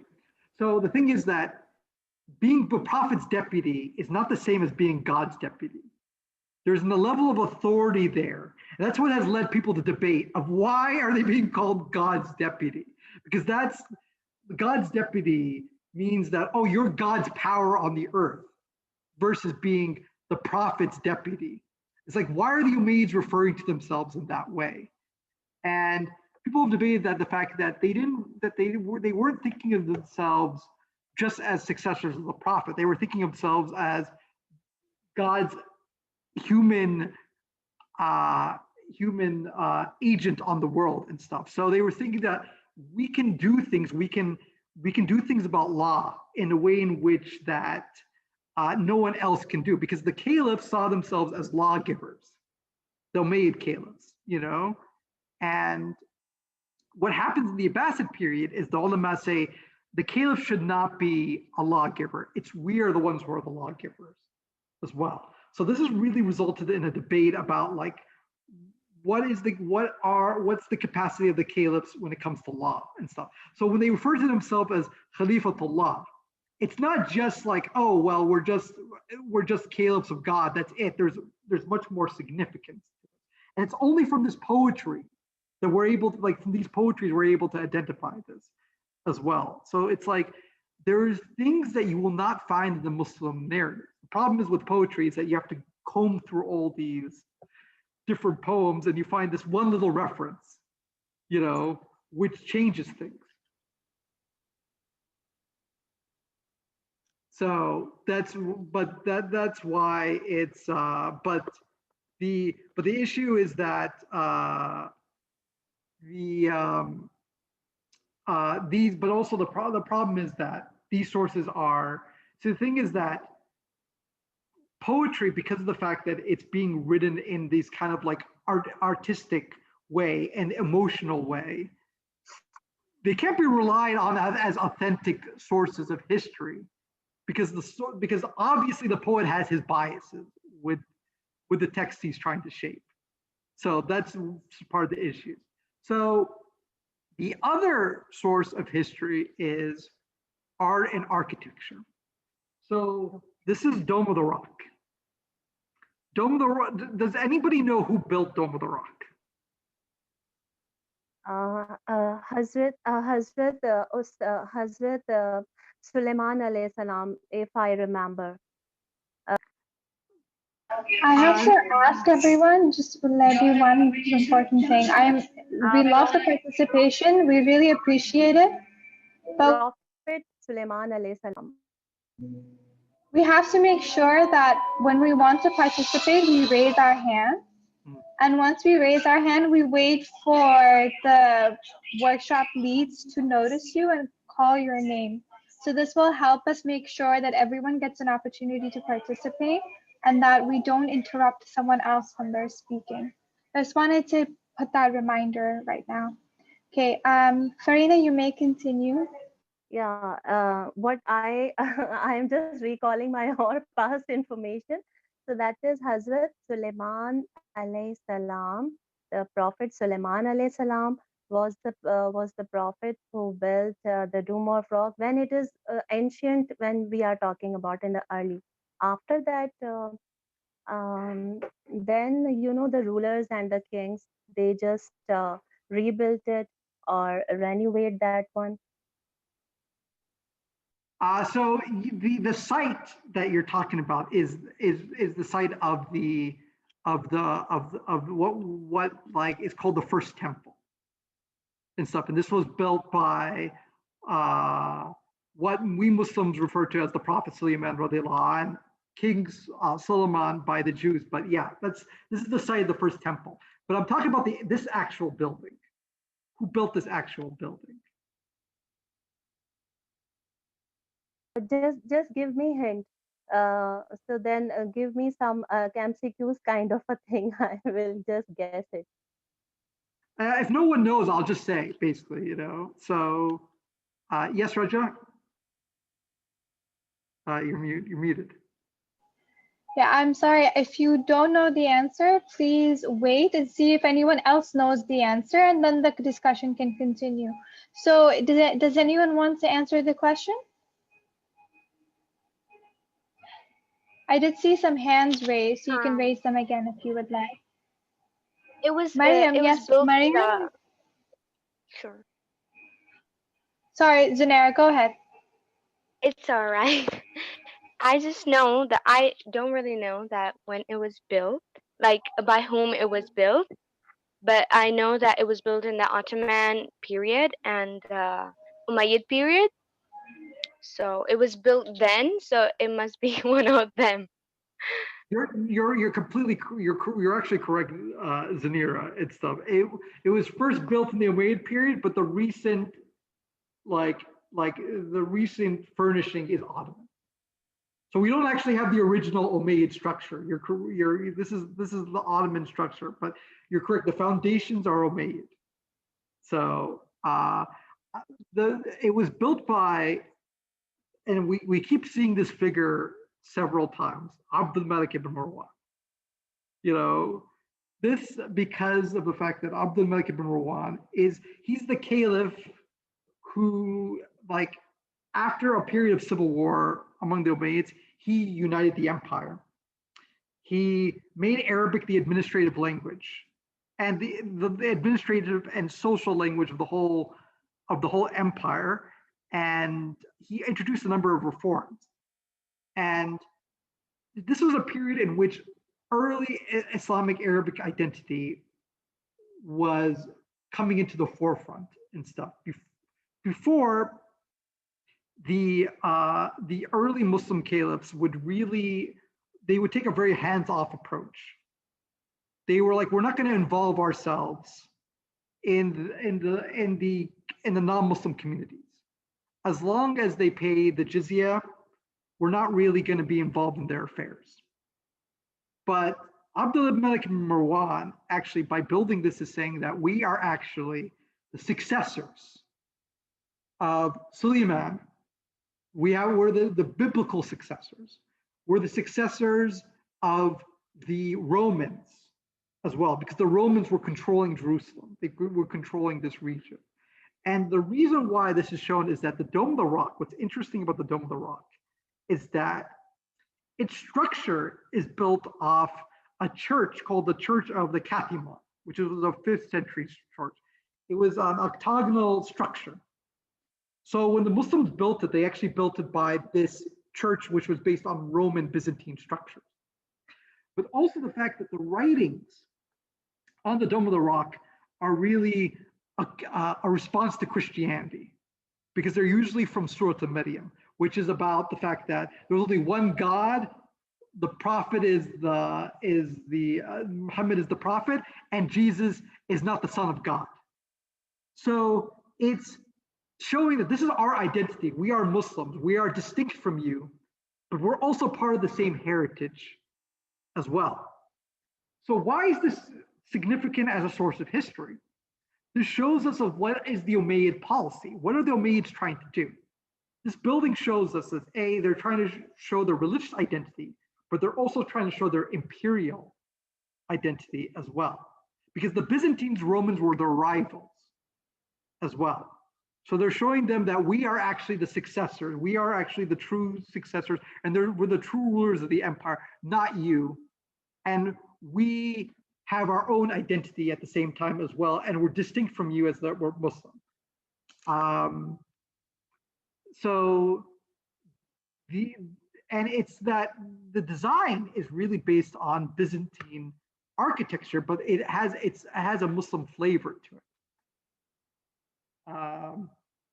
So what are some other things that you think that art and architecture can be used in order to reconstruct things? What are some other ways that you think we can rely on it as a source of history? Actually, sir, there are minars or minar kind of also tomb and minar like minaret. So these like show this temple like Islamic architecture. Mm-hmm. Yeah, it shows the development. It also shows us the development of our Islamic architecture, correct, as well. Yeah. Yeah, so that's a form of history as well. That's the history of art as well. That's the way we look at it as well. And it's also showing like, how is Islamic society developing? You know, because this was a society that was very tribal, that was not really about architecture. And now you see the society really becoming what we call a sedentary civilization. Sedentary meaning that it's not relying on being nomadic or living in towns, but becoming urbanized, because this is an example of an urbanized community. To build something, I mean, this cost a lot of money. Okay, wasn't cheap, you know. Like, you know, it's the people living in Mecca in the Prophet's time would not have been able to afford or even have the interest to build something like this. But this shows that the Muslim community has evolved and is very different from the earlier Muslim community as well. Now I'll show you another form. Yes?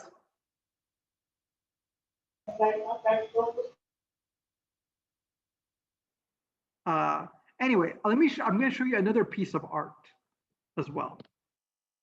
So this is called the Painting of the Six Kings. And this was found in an Umayyad palace called Qasr in Jordan. And these six kings, the first one, you see the man in red. That's supposed to be the Sasanian Persian emperor. And then the next one is supposed to be the Roman Caesar. And the next one is the King of Spain, because Spain was conquered around this period in the early 8th century. So they're referring to him as a king of the world. And the one on the right, the last one, which you can't see, is supposed to be the king of Abyssinia, Habasha, Ethiopia. So now these are the four kings. The first two, we don't know who they are. It's been debated and stuff. So what are some guesses of who could be the two who are the two kings of the world? Anyone, it doesn't matter. What do you think? There's no wrong or right answer. We don't know and stuff. So you can guess any of them, any king of the world. Yes, Hamza. I think there might be one king of Iran. No, we already have a king of Iran. We already have one king of Iran and stuff. That's identified. So Could it be the king of Jerusalem? No, because If there was. Because the Roman was the king of Jerusalem, was kind of like, because they were controlling Jerusalem. And they're thinking of kings. They're thinking of kings of this period also. They're thinking of kings from the first century of Islam. They're not thinking of kings from like the ancient world. Okay, so one king might be Persian also. No. Persian, Iranian, and Persian, is considered the same thing to them. Or from Roman Empire, so like Byzantine I said Empire. Roman. Yeah, that's right. So let me repeat the kings that were mentioned that we can see in the picture. I'm going to write them in the chat. I'll write them in the chat. Yeah, that's. Please do. Yeah, let me.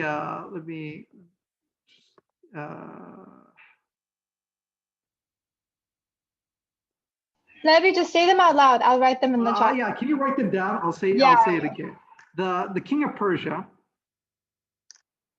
the king Caesar, like the king of the Romans, the king of Spain, and the king of Ethiopia.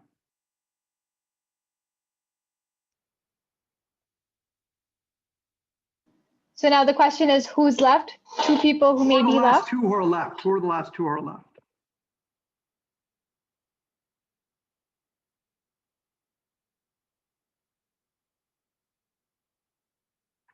And to put is that, like, I'll give you guys a hint. The Muslims don't know about the Americas. Okay, so the Americas have not been discovered yet. We've by Romans and Spain, Europe is covered. So what's left? Sinara, do you have a name for us? It might be the king of Greek. It might be. That's a good try, but Romans cover Greece as well. You know. Okay. Turkey, I guess. So it could be the king of the Turks. That could be one of them. Yeah. That's what's been speculated. What's another one?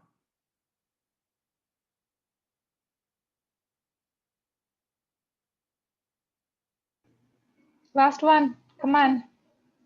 Just take a guess. It's a big world out there. Yeah, it could be anything. You know, there's no wrong answer. Could we move a little bit towards the east? It can be from Africa. Yeah. Africa is covered by Ethiopia. Think east, maybe, Lepi? Should they go a little bit towards the east? Maybe, yeah. Afghans? No, they wouldn't think of the. I mean, that's a good try, but they wouldn't think of the Afghanis as like as a king of the world. No, well, obviously, so they're not including the Arabs because they're the king. They're saying the other kings of the world. They're not including themselves, basically, you know. Was Egypt included? I think Ethiopia was included, right? King of Ethiopia is Ethiopia. included, and Egypt. Egypt, yeah, that's what. has not been ruled by an Egyptian king for a pharaoh for so long. So they're thinking of kings who would be ruling at this time. That's what they're thinking. I don't want you to reveal the answer because I think we should move more towards the east. There's a big. Hold on. What? Still thinking. Hold on. You guys, I'm really surprised that you're not. There's one that I'm surprised you have not mentioned. You know.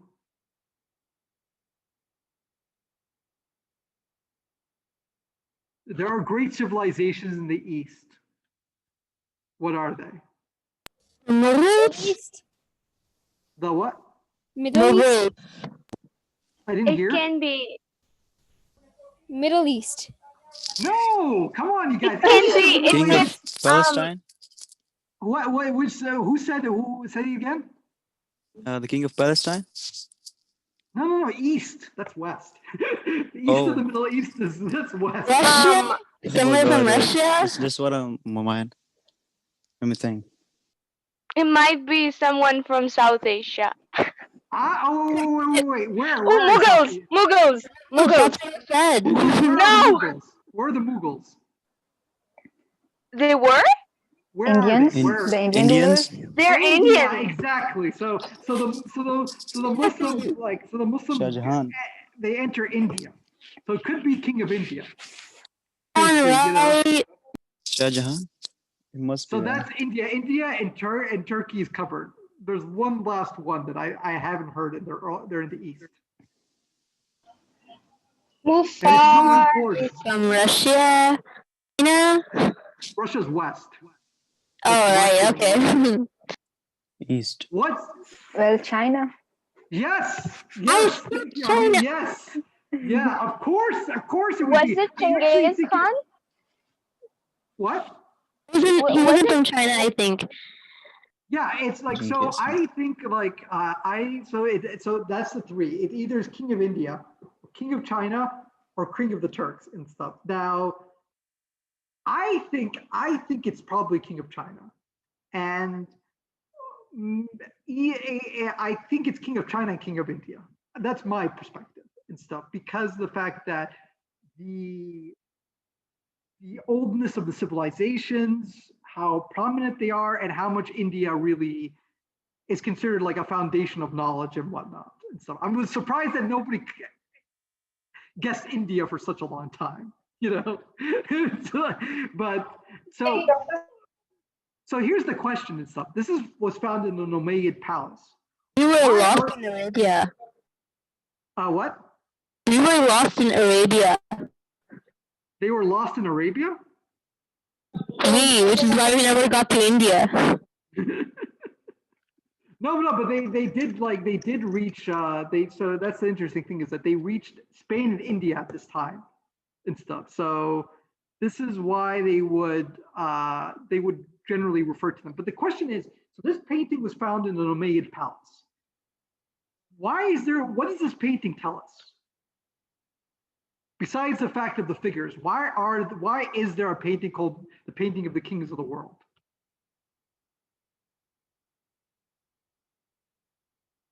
I think someone new should take a try if they'd like.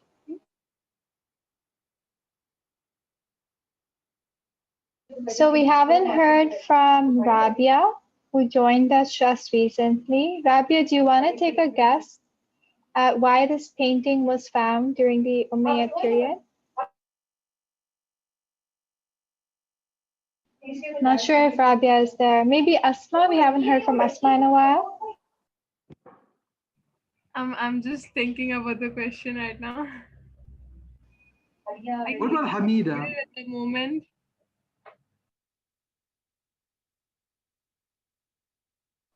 I was Hamida, what do you thinking, think? it's 6 kings from 6 different areas of the world. So maybe it tells us about the 6 types of ruling of those countries. Yeah, that's the system of rules they follow. Yeah, that's one. Why would the Umayyads why would they care about the 6 kings?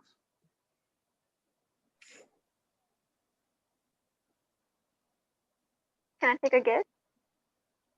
What? Can I take a guess? Yeah, of course. Maybe they're like 6 kings from different areas. They form a collective, the kingdom of the world. Yes, yeah, they do. They form a collector of the world. And why is that important for the Umayyads?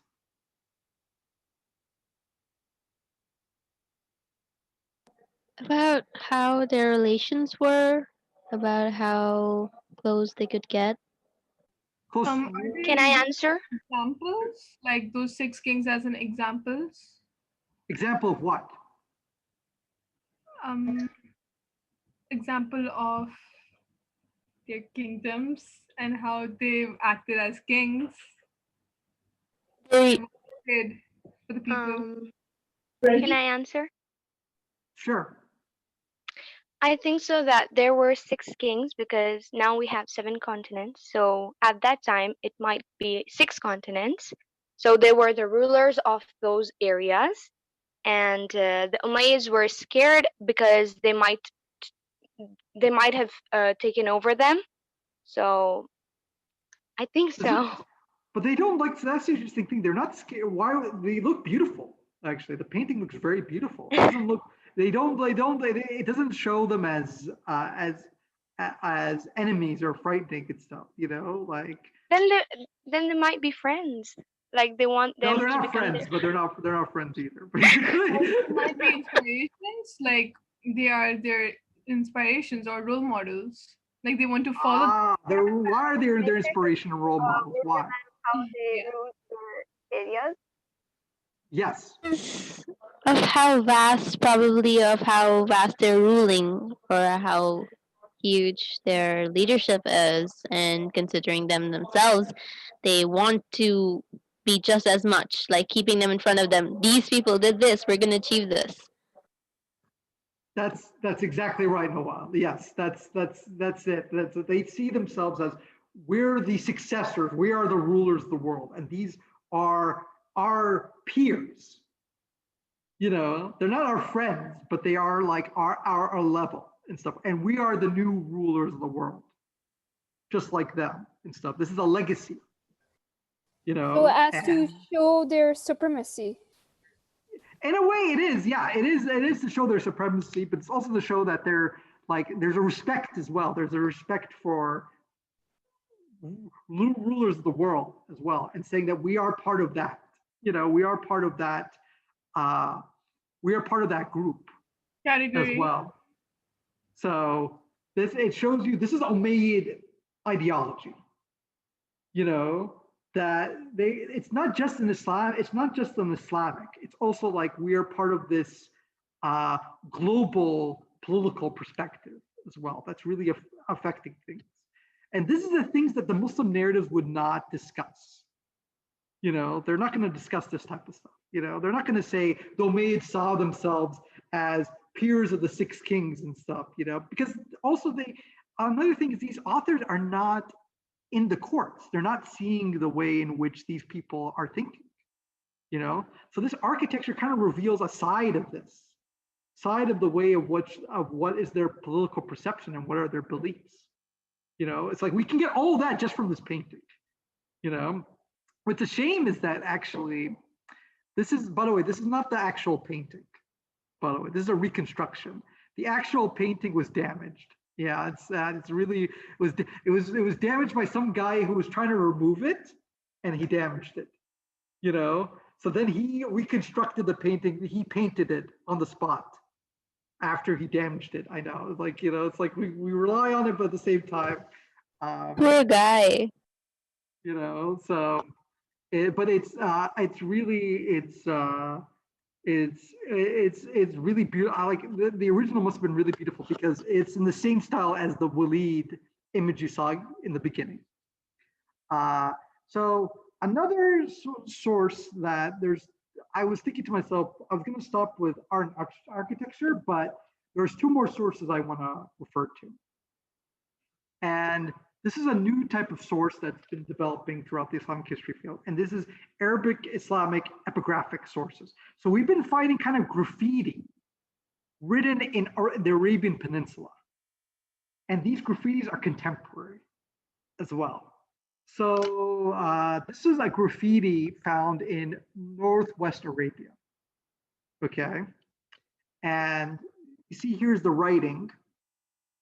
But it's very difficult to read, but this is the Arabic written and legible. And it translates that like this person called Zuhair writes that I am writing this in the period of the death of Umar.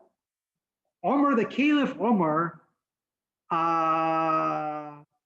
year 2024. That's just like 24, which is, that's just a few, Omar is like, yeah, that's that's at the time of his death. So this is contemporary to Umar's death. This one little writing is at the time of his death, you know? I mean, it's not a lot of information, but it says that, wow, we actually have information responses to Umar's death, and it matches the dates of the Muslim narratives. The Muslim narratives say he died in Hijri 24, 646 in Gregorian. So the dates are right, you know?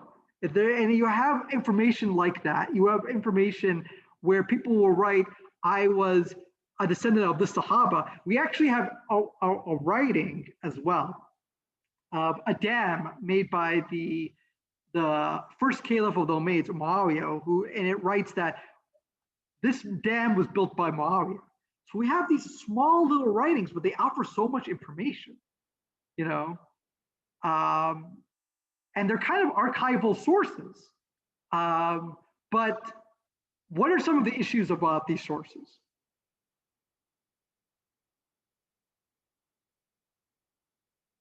Maybe not their authenticity, but what are some issues about researching these sources?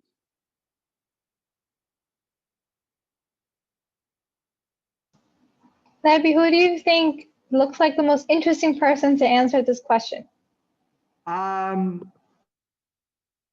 Let's see. Farina hasn't talked. Farina Ashraf, are you there?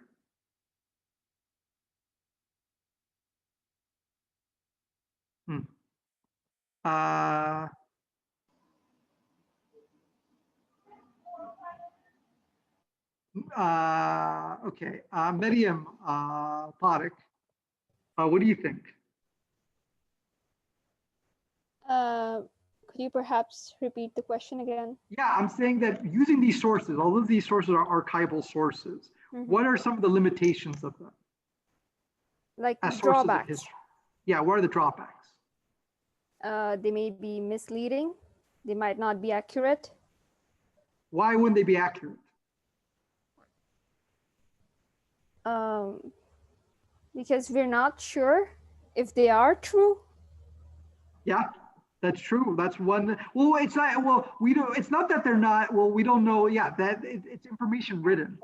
So we're really on the basis of the information written. That's completely correct. But also, if we have multiple sources, we can double check, so we know, like tally. So we know that what's common. So we can just separate it out, and we know that this might be true. Might be true, and also understand the references, right? So it's like if we didn't have the Islamic narratives, we wouldn't know about Omar. So it's like, who's Omar? You know what I mean? So you have to utilize all these sources together. You can't use like these sources by themselves. So that's completely correct. So the final sources I'm going to move on to is coinage. And what's kind of interesting about, so in the first Islamic early period and stuff, they were using Byzantine and Sasanian Persian coins. They hadn't minted their own coins yet. So you see the first coins on top are actually, in the first picture, are Byzantine coins. That are written in Greek, and sometimes they're written in Arabic as well, but they're using Byzantine coins. Now that's a problem when you're using the Romans were fighting the Umayyads, so it's a problem when you're using the enemy of your, it's a problem when you're using the currency of your enemies. So the image of that you see this image on the second coin, that's this. So Abdul Malik ibn Marwan, beside the Dome of the Rock and making Arabic the administrative language, also produced the first Islamic currency. So he was experimenting at first, okay? So that's his image in the beginning. That's him on the coin. And but then the final Islamic coins have no images, and it just has the Shahada. So what does that tell us? The first image has a coin that has the picture of Abdul Malik ibn Marwan on the coin, and then at the end it's just the Shahada. So what from as a historian, thinking like a historian, if you're looking at these two different coins, you're looking at before and after, what would that tell you?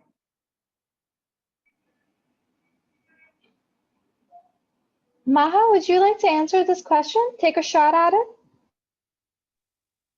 I'm thinking about it. Maybe it can be like in the first place they put the image of the king, but after some time they put the word of God in it. That's what they did. Why do you think they did that? You can also think of this in more like contemporary terms to our times, like when we shift from not using images. What's the principle behind doing that? What do we think of when we think of pictures in relation to religion? That's kind of tricky. You've heard of this, right? That drawing faces in traditional Islam. In our religion. Can you see that in the shift on what's on the coin? From the image of the king, it's a face on it, and then they changed it because maybe it's not allowed in our religion and haram actually. So do you think they didn't believe in that before or something? Like, what do you think is an explanation behind like there's a cultural shift, right? We can see that. We can see something where we're focusing on honoring the king to realizing that maybe that's not the best thing to do when it comes to religious interpretation, right? Also, this is all happening in Abdul Malik ibn Marwan's reign. So he's shifting at this, like he starts with the image of himself, then he shifts to just using the Shahada. So the fact that it's shifting so rapidly, you know, and as Raja and as Yuma has like discovered that it's like there's a religious perception of images. So what do you guys think is happening? Why would he shift so rapidly, given that what we know about images in Islam? He couldn't decide which one was better. No, he decided in the end. He decided that. Or maybe he didn't know at the moment. Oh no, he knew. Can I answer? The caliph of Islam. There's no way he didn't know, right? You know, this guy's ruling the whole Islamic period. So, can I answer? Sure. I think so that first they used to like print the picture of the king because they used to believe in the kings way more than God. They were unaware of it. Nobody was there to tell them. But I think so, in my opinion, that after that, they got to know about all of the rules that we had and all of the things that has been given to us, that like making pictures isn't, in Islam is prohibited, or maybe it is considered like not rightful. So they like most of the people converted to Islam. So maybe that's why after some time they wrote Shahada on the coin. But the thing is, what's interesting is that he's the ruler of Islam. He's supposed to be the ruler of Islam, and also he's doing this all in his period. He's one ruler, you know. So, and the first thing he does is that I'm going to make coins that are kind of similar to the Byzantine and Persian coins with the image of the king. And at the end, he decides, I'm just going to use the Shahada. So he's supposed to be the one deciding how the rules of Islam is governed. So why does he shift at the end? It's actually written over there. It's like Muslim coinage reflects shifting Arabic Islamic identity. So it basically reflects back on him that how he had a shift of identity and how he realized. That's exactly right. Yeah, Raja? I have a question. So is it because the empire was supposed to expand, and as it expands, they want to establish an Islamic identity? Well, that's the interesting thing, is what is an Islamic identity? You know what I mean? That. You know? And as in, what would that mean? Changing Islamic identity? They are Muslims, they are Arabic, and so what would that mean? It's having images not an Islamic identity. That's because it's like, as we saw, there's paintings, right? They don't seem to have an issue with having paintings, you know? Yeah. But the coin is something else. Why the coin is something that we're gonna put an image, and then they just decide. Then Abdul Malik decides, oh no, I'm just gonna have the Shahada, and that's it. You know. I want to clarify. So okay, everyone, don't interrupt. Okay, I've said this multiple times. Please don't interrupt. Raise your hand. So I will continue. I want to just clarify this one thing. So right now we're in the Umayyad period, and pictures have already been found predating that period, even during the time of the Prophet. No. Those are images from the Umayyad period. Those are images from not from the Prophet's period. Okay. So what's interesting about this coin is the fact that they already know this, and Marwan seems to be making a decision in the middle of his rule that, okay, actually using images is bad. This is the interesting. Images on the coins. Images on the coins is bad. But maybe pictures are being painted everywhere else. Yeah, exactly. That's the interesting thing is that paintings are fine in the palaces, but images on the coins, he decides not to do it. Okay. Okay, I'm gonna let Asma and Maha ask their questions because I have like 10 more now.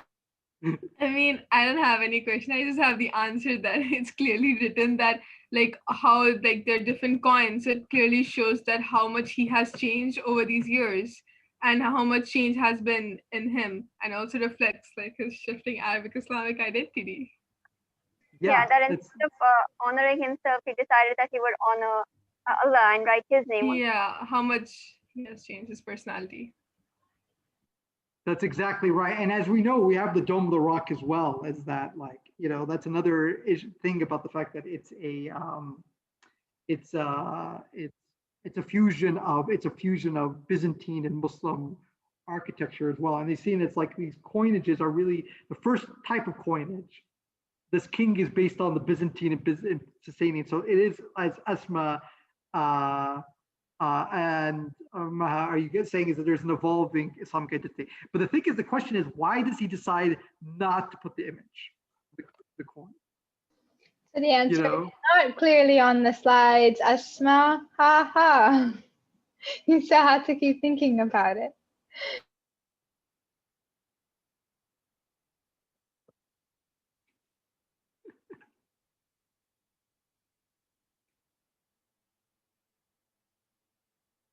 I think we're all stumped. Yeah, continue. I don't know. It just came up. It was just a thought that maybe all this money was used as charity and something as well, and to help people as well. So I don't know. It just came up as a thought that as charity and as something to help, they consider it a little disrespectful that it would be given to people of such authority. Maybe. I don't know. That maybe, but I mean, like, maybe it's just a guess. I'll give one more person to guess, and then I'll reveal it and stuff. Wait, I wanna guess. Maybe it's because he didn't want to be quite famous. Like he didn't want his own image, like every single person to recognize him. Maybe that's the reason, his enemies to recognize him. So he didn't actually want his own facial picture on the coins. He's going to be more country-based. I'm going to tell you something. You will not find a ruler or a politician who's not egotistical. It's impossible. It's tough. It's all about me. So there's no way he wasn't concerned about people not knowing him. And in fact, everything this particular Umayyad caliph does is all about everyone knowing him. Then he must have wanted to spread the Shahada. That's why he used coins as a common thing, because everyone uses coins. So that's why if he puts him on the coin, then everyone would get to know about it and everyone would be interested in it. It's like a common way of spreading it. So that's the interesting thing. So you're almost there. I'll tell you guys, it's very interesting. Maybe Hamza raised his hand though. I'm really curious to know what his answer might be. Yes. This might be like that's why they moved the picture of him, so that equality among all Muslims, because all Muslims are equal in front of Allah. So that's why they just wrote Shahada instead of drawing a picture that would be like making him more superior than others, like the king or the Khalifa. And I think that's pretty much it. Hamza, you're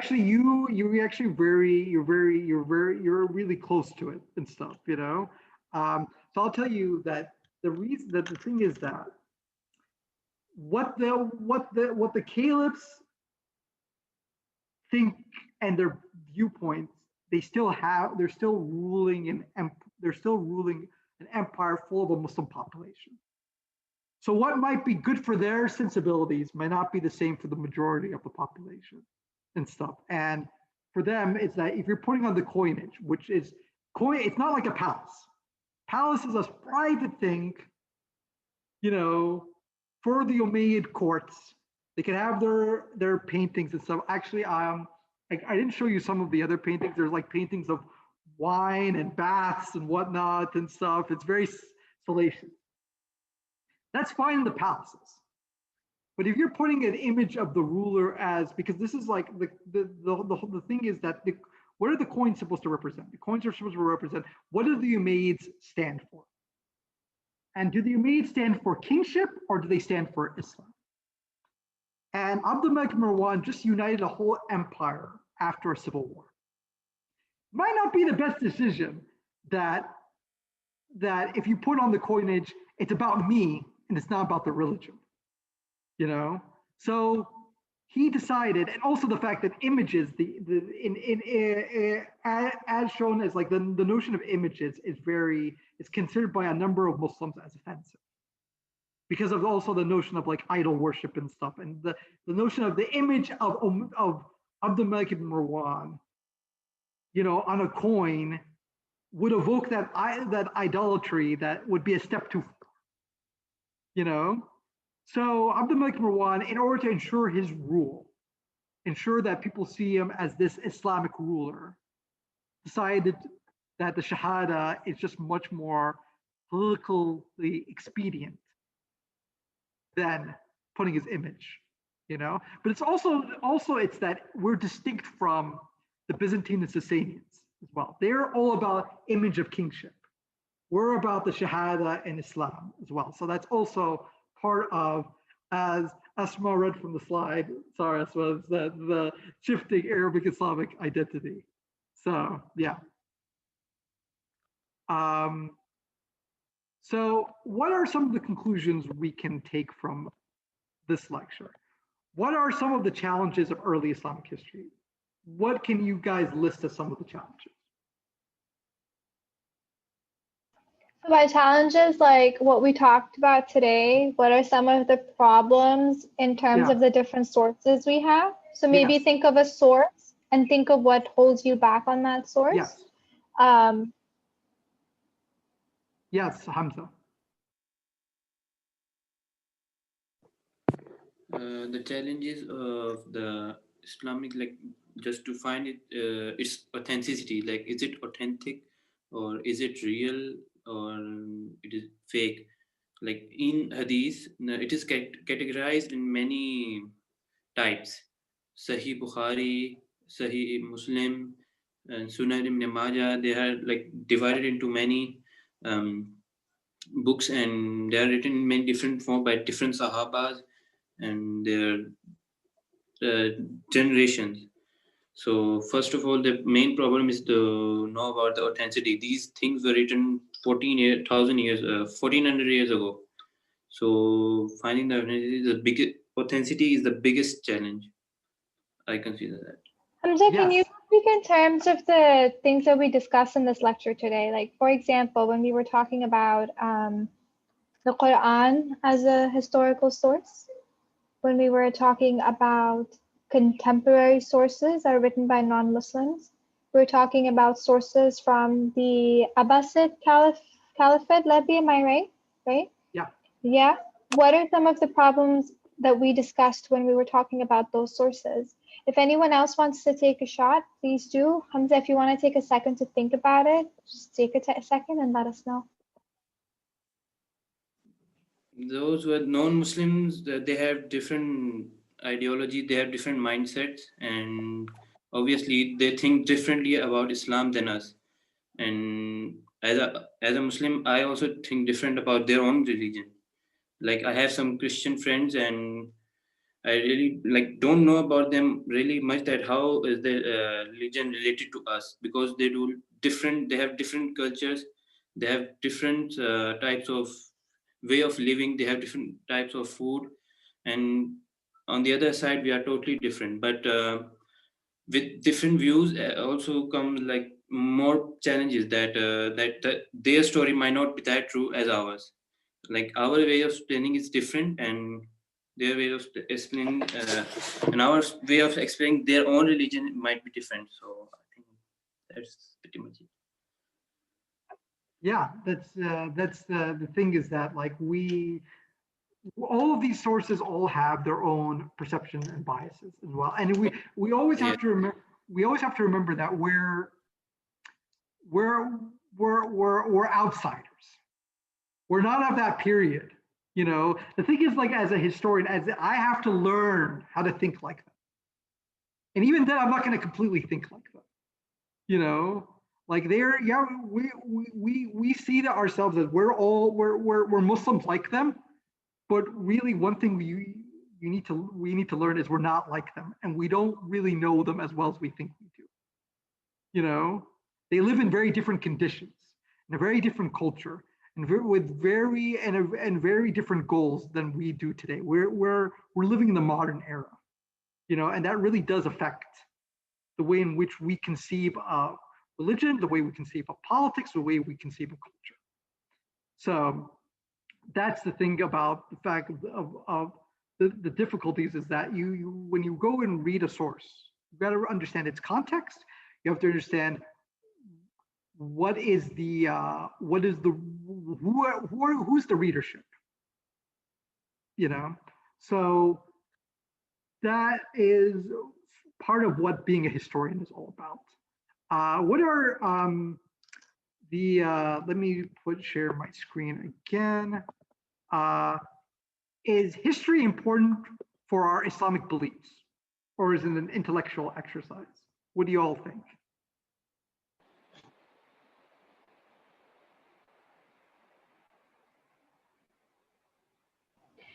So as Muslims, do we just need to know what are the lessons that are taught in our Islamia classes, or do we need to understand history? Do we need to know where those lessons are coming from and why were those specific lessons picked and taught to us? And how authentic are the sources that we're using to derive those lessons? That's something we want to think about. Or to put context to the lessons, the world of where those lessons exist. So, Allehbi, when you were saying earlier that if you're looking at the lives of early Muslims, we're looking at people who lived in a world that had very different goals. So it wasn't about going to college and then getting your first job and then getting married and having your first child. We're thinking about people who were affected strongly by their environment, had different cultural expectations, so hence behaved differently from us. Even though they seem to be following the same religion as us. So we could think of them as role models for how to be Muslim, but at the same time, the culture that they lived in and their environment really makes them in some ways very different from us. Mm-hmm. So back to the question, do you need to know history to be a Muslim, to be a good Muslim, or to, should I say? No, it's not about being a good Muslim or not being that's not the question. No. I would never presume about what is considered a good Muslim. I was just saying is history important for our beliefs or is it not important? You know, because I've seen people have different, yes? Well, I think so. It is important because at this age, we have many questions as a teenager or else. We really want to get the source. Where does it come from? Why are we doing this? What is the purpose? So it is important for us as a Muslim to know the history.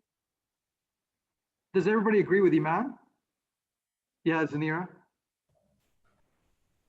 I think so that it is important for us because everything that has been, we should know about it, and we should always, get the knowledge about every single thing, especially history, because it contains a lot of things.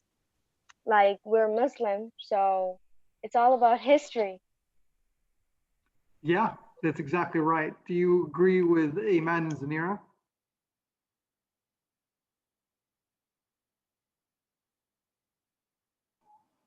Do we want to give Hamza the opportunity to speak? Hamza, sorry, would you like to take the opportunity to speak?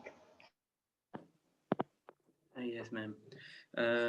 We should know about the history of Islam because and like how it emerged, how specific these emerged, because even if you want to preach Islam, like do you want to tell about your Christian friends or any non-Muslim friends about Islam, they ask me that why do you pray this black house? Once one of my friends asked me, so I told them that we prayed, this is a house of our God, and our all masjid, our mosque are directed towards that, towards this house as Qibla. And I tried my best to be as easy, to use as easy language as far as I can, so that he could understand me. And also, like, it is important to know the histories, and you should have a good speaking skill, and you should use easy languages in order to explain others about Islam. So, and it's also really like a person who doesn't know his past will never improve. He should know his past mistakes, and he should know about his culture, because that's very important. Yeah, that's exactly right. It really is important to understand our past. The thing is that, but studying history is not, see, the thing is that, like, when you go into history, one thing I had to learn to let go is that I can't be like, this history has to fit in what I know. I have to kind of accept this history for what it is and for what context it is. And that's not easy, because everybody who goes into studying history always brings with them their own perception and their own biases as well. And as a historian, you can't let go of those biases, but you can be aware of those biases as well. And one thing is, when I went into Islamic history, I found a lot of things that I did not expect. And I hope in the lecture that I've shown that there are things that are not, that you didn't know, and also make you go, oh, this changes the way I think of certain things as well. Because humans are complicated, and human history is messy. It's not a clean and it's not a clean story. So that's humanity itself. So yes, Rajaa? I wanted to ask Bushra, who's the head of education, to kind of give us her input of like how, as she started to like study religion in its historical context, was there a shift as well? Does she agree with what Allehbi is saying? Or does she have the same experiences as Allehbi about having to let go of certain biases when you're studying history of something? Oh, absolutely. Which is why I was even so excited to bring this workshop to the Academy, because my own perception of what constitutes religion, or what constitutes law, Islamic law, or where do different sayings or traditions or cultures come from, were deeply, deeply questioned after I studied this. But most importantly, it helped me realize why we can be so biased and fragmented as a community. And it has to do a lot with those historical narratives, especially in the early Islamic period that Allehbi talked about. So absolutely. And I think beyond just moving out of this particular case of early Islamic history, understanding that the nature of history as we study it, we usually study it as like a story. This is what happened, and this is how it happened. This is the evidence. But the academic study of history, and I'd like to hear your thoughts on that as well, is more about looking at how different narratives are constructed. It's not about saying this is what happened, but more about like, this is how someone came to see a certain narrative. These are the sources that they use, and then you kind of evaluate from your own knowledge of those sources and critical thinking whether that adds up or not, and if multiple narratives can exist for the same topic. Yeah, that's exactly right, Bushra. Thank you. Yeah, it is partly like, it really is like finding how these narratives are constructed. What were the goals and perceptions of the authors and stuff, and trying to really establish a chronology as well, or at least establish what was that period like, culturally, politically, socially as well. And it really is challenging, guys. And I'll just say that, sometimes I'll say I know as much as I can. That's all I can say. and stuff, because unless I had a time machine, I can never be 100% sure. So a final question I'll ask before I go into the general QA is in what ways can Arabic Islamic culture be considered an inheritor of its Roman and Persian predecessors? Because we generally think of Arabic Islamic identity as something very distinct, and it is distinct, and it's something unique. But did you feel that they're not living in a vacuum? You know, they're interacting with various cultures and they're building on various cultures and stuff. And I want to say is that, do you agree with that? What do you think of that?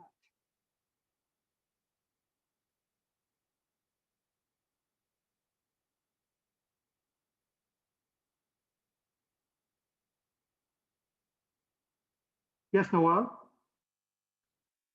I think I agree with the fact, because if we just look at it, when we're studying about them differently, like Arabic history or Islamic history or Roman and Persian, it's like they're all dated back to nearly the same time, like around the same timings, each other. Like one time's around the other, and it starts in the middle of the other, and like obviously all those eras, they relate to each other. What was happening in one, it contributes to what's happening in the other, and they somehow catch up to each other.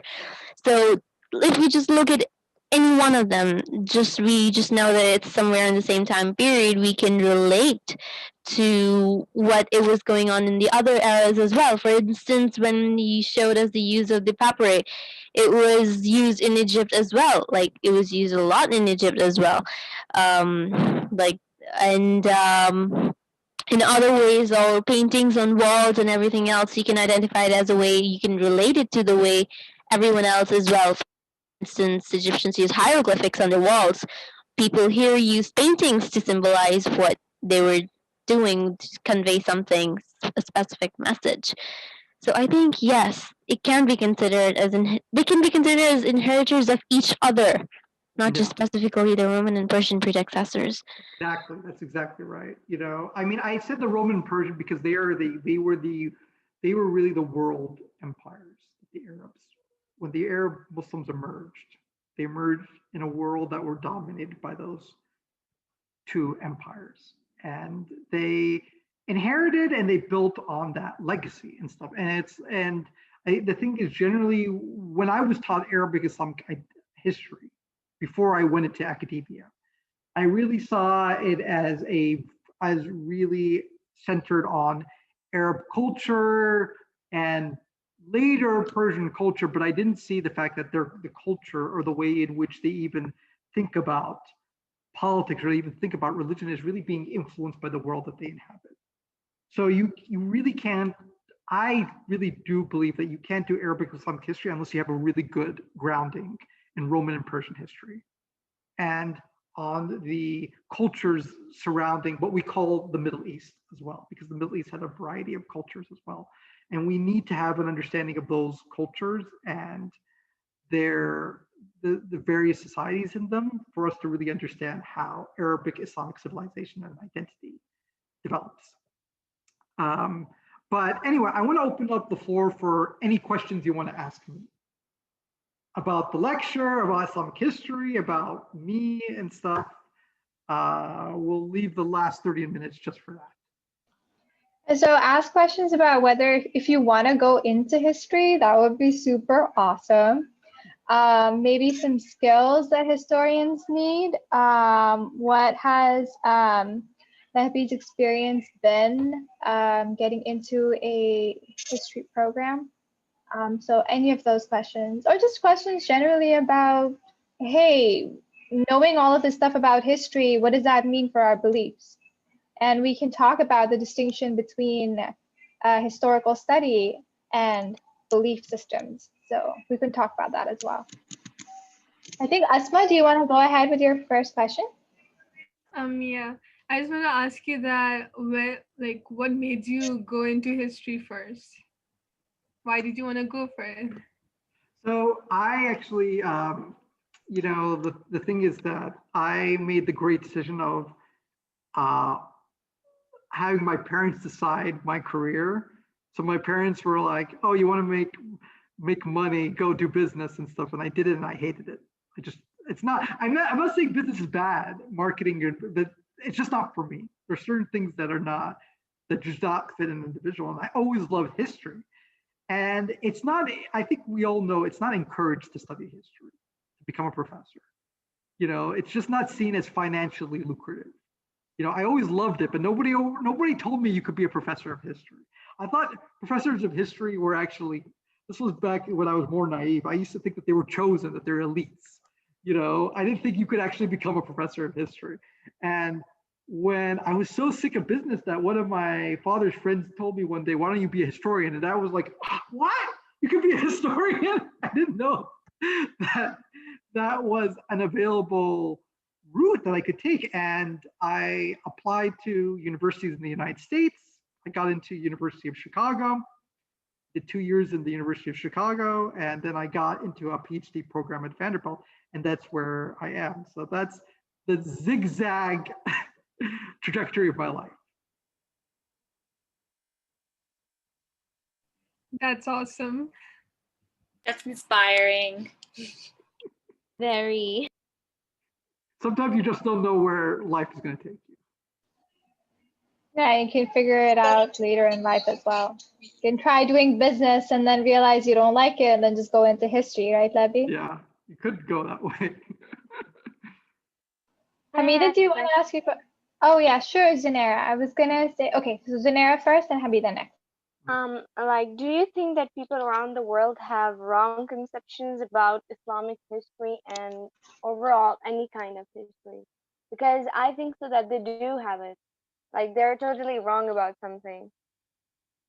Yeah, so I'll say this though, is that I think this is an issue with history overall and stuff, because there's a difference between like what's in our culture and what is in our. I think that's the thing, is that if you're about like inhabiting your culture and your religion, it's a very different thing than history, because history really is about investigating how people lived, and that's not something that everybody's really ingrained with. People go into the way people see history is as a series of events, and that's fine, but that doesn't really get into the core of being introduced to the fact of how people from a different time period and different culture lived. And that's very difficult to get into, because you have to put yourself in their shoes, and that's not easy. And I think that generally when people think of past history, they think of them as reflecting them. So the way in which people think of people of the past, they think of them as that, oh, they're like us.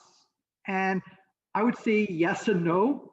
They have the same, like they feel love, they feel pain, they feel loss, but they're living in a very different society than us. And that's why I think you're right, is that I wouldn't say like they necessarily, it's a wrong conception, it's just not unauthentic, it's not authentic. And not everybody's concerned with authentic, and that's fine, but if you want to be concerned with authenticity, then you really have to move away from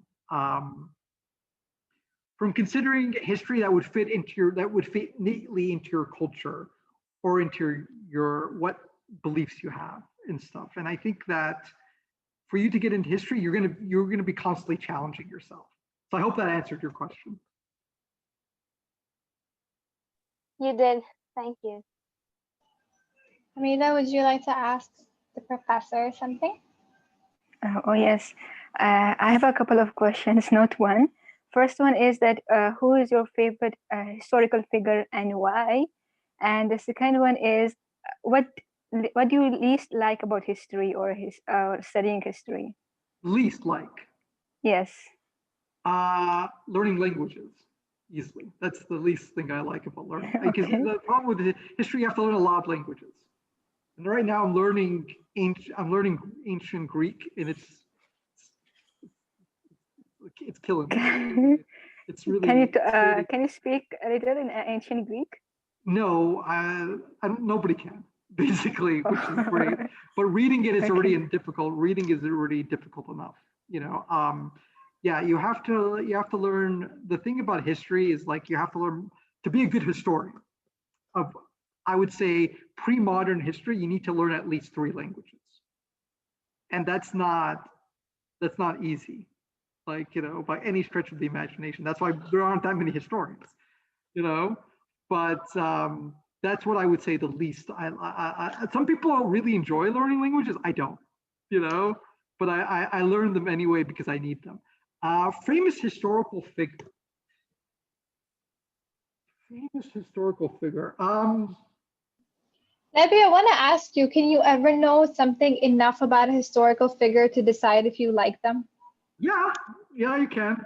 I can tell you historical figures I don't like, you know, just for, but I can guess some of those. So yes, Bushra wants to say something. Yeah. I think the most powerful things the study of history did for me was break down this narrative about historical figures, because at the end of the day, once you look at the sources and you just go to look up quotes, right? You can't even be sure if the quote is coming, if the quote is authentic, if it's coming from the right source. They just really broke down that kind of hero worship that we have, where we tend to historicize certain people and associate qualities and events with them that may not have played out the way we think of them. So actually, I feel like the study of history really kind of broke that myth, those myths for me, and about legends in our different cultures and societies. Yeah, and my favorite historical figure isn't really based on me liking them, in fact, and stuff. It's more about the fact that they're just like, they're really an interesting figure. There's so many of them. I'm trying to see what would be my favorite historical figure. I think if I had to choose, and by the way, this isn't an Islamic figure, so it's like, because there's so many from different periods that I think it has to be Al-Jahiz. Al-Jahiz was a 9th century Arabic writer and literator. What? Oh, I thought he was a polymath, but I'm thinking of He's a polymath else. too. No, he's a polymath too. Yeah, he's a polymath. The legend is that he died from a bunch of books, a bookshelf falling on him, basically, you know. And it's like, I don't know if it's true. I think it's more of the fact that it's not how much of his love of books did him in the end and stuff. But he's a very interesting and caustic figure, and really funny, but also like kind of like there's things about him that I really dislike, and there's things about him I really like and stuff. He's a very complicated figure, and I mean, Jahiz, the term means bug-eyed as well, you know, and he has a lot of jokes about the fact that his eyes are so big and stuff, and he's also really funny in terms of the fact that, so the thing is that we're very familiar with the way in which Westerners look down on us, you know. He looks down on Romans, and it's a reversal and stuff, and it's very prejudiced. But it's very entertaining to look at it from the other side and stuff. And it's just like, he'll say things that you'll be like, he'll say, like, you know, he's very anti-Christian because he's part of the Abbasid. So the Abbasids really they developed this ideology that they're more scientifically advanced than the Byzantines, and that's why Islam is better than Christianity. They say Christianity is a religion of dullards and idiots, and you didn't get science from Christianity. You got science from the ancient Greeks. So he's like that, like, you know, it's like Islam saved science, you know, from Christianity. And it's very caustic and stuff. And it's very interesting to see that different perspective. So I guess that would be my favorite historical figure. I want to emphasize here in just a second, Bushra, and then I've seen your hand multiple times. I just want to really just tie this point really quickly. is that when people asked the professor who his favorite character is from history, he didn't use any moral language to describe why Al-Jahiz was his favorite. I think that was really interesting. It wasn't like, oh, he was a good person or a bad person, or he did good things or bad things. It was like, oh, he's so interesting. He brings in a different perspective. The sources available on him say all these different things. His viewpoints are controversial, but none of it was about whether he was a good person or a bad person. And this is what separates history when we use it to support our beliefs. And when we use history for purely academic reasons, to understand, to build a picture, to verify what we know. Yeah, that's the thing, is that like, it's like, I'm not looking for, I would say when I go into history, I'm not looking for heroes. And so I can find heroes around here, and like, but also like the fact that also is that, I mean, the period I don't do, so I would say this, I don't do, I actually made a, I don't do Rasulullah and Rashidun history. And that's a deliberate thing, is that I know that that's very close to me, and I can't study it as a historian. You know, I can't study it without my biases. It's very difficult and stuff. So I picked periods in which I would not be affected by biases as much, which is the Umayyad and Abbasid period, because I don't care about those guys.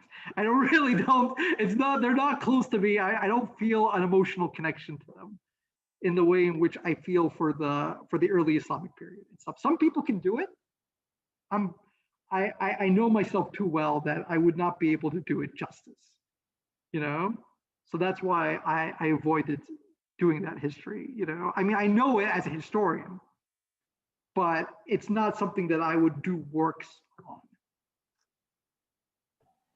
Thank you so much for that, Levy. And it's just so important to know that as an academic, you can never be free of biases, but you can always recognize your biases. Yeah.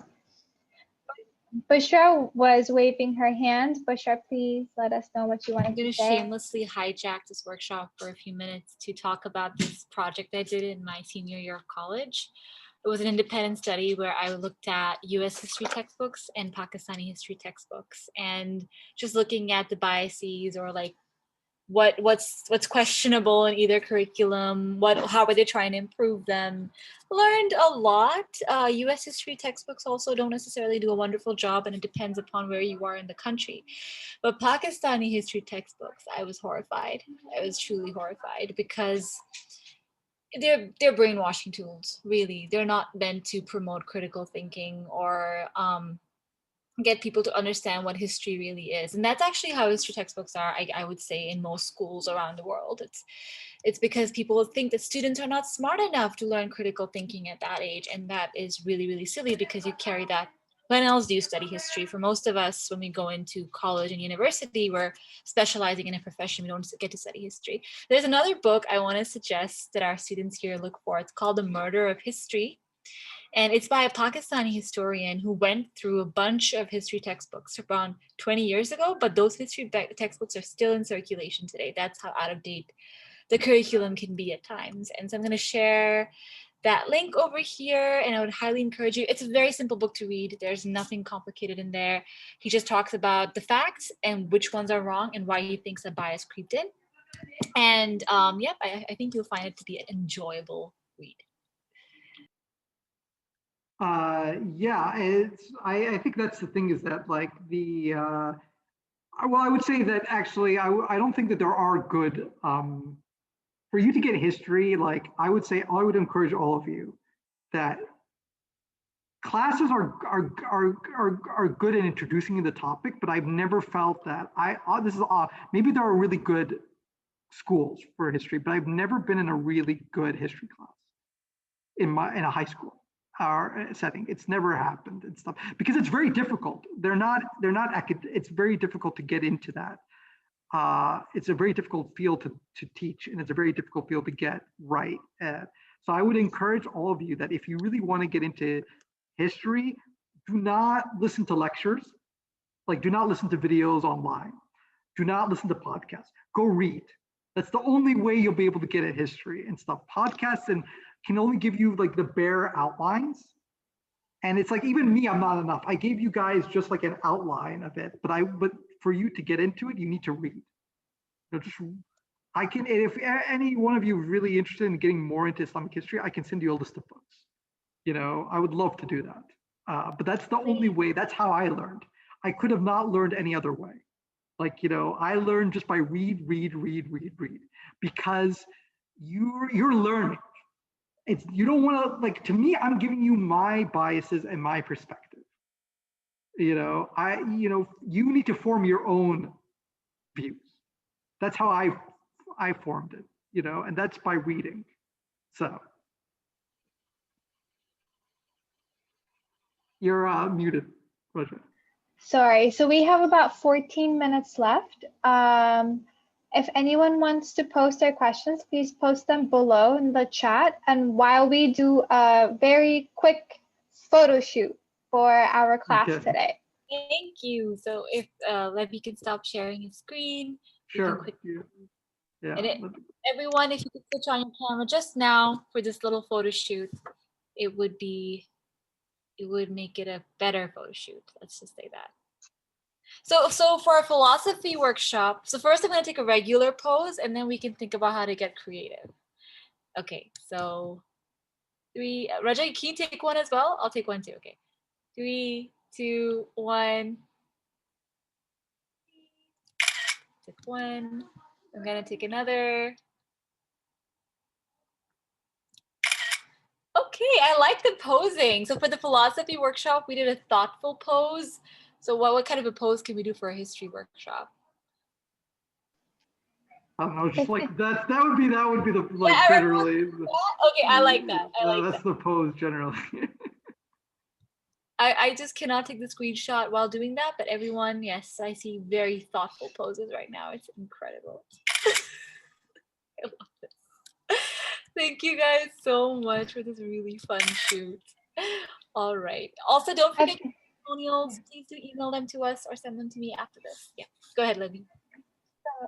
Yeah, so in your testimonial, please include why you love this workshop, what you liked about the lessons that were taught, your appreciation for Professor Allehbi, and just generally just maybe Mr. Allehbi, I'm not a professor yet, basically. We have high hopes for you, dude. Come on. And I do want to apologize to Naval because I've seen her hand raised for so long. Thank God it's a virtual hand and not a real one. So Naval, please ask us your question. It's actually all right. It's okay. I've asked so many.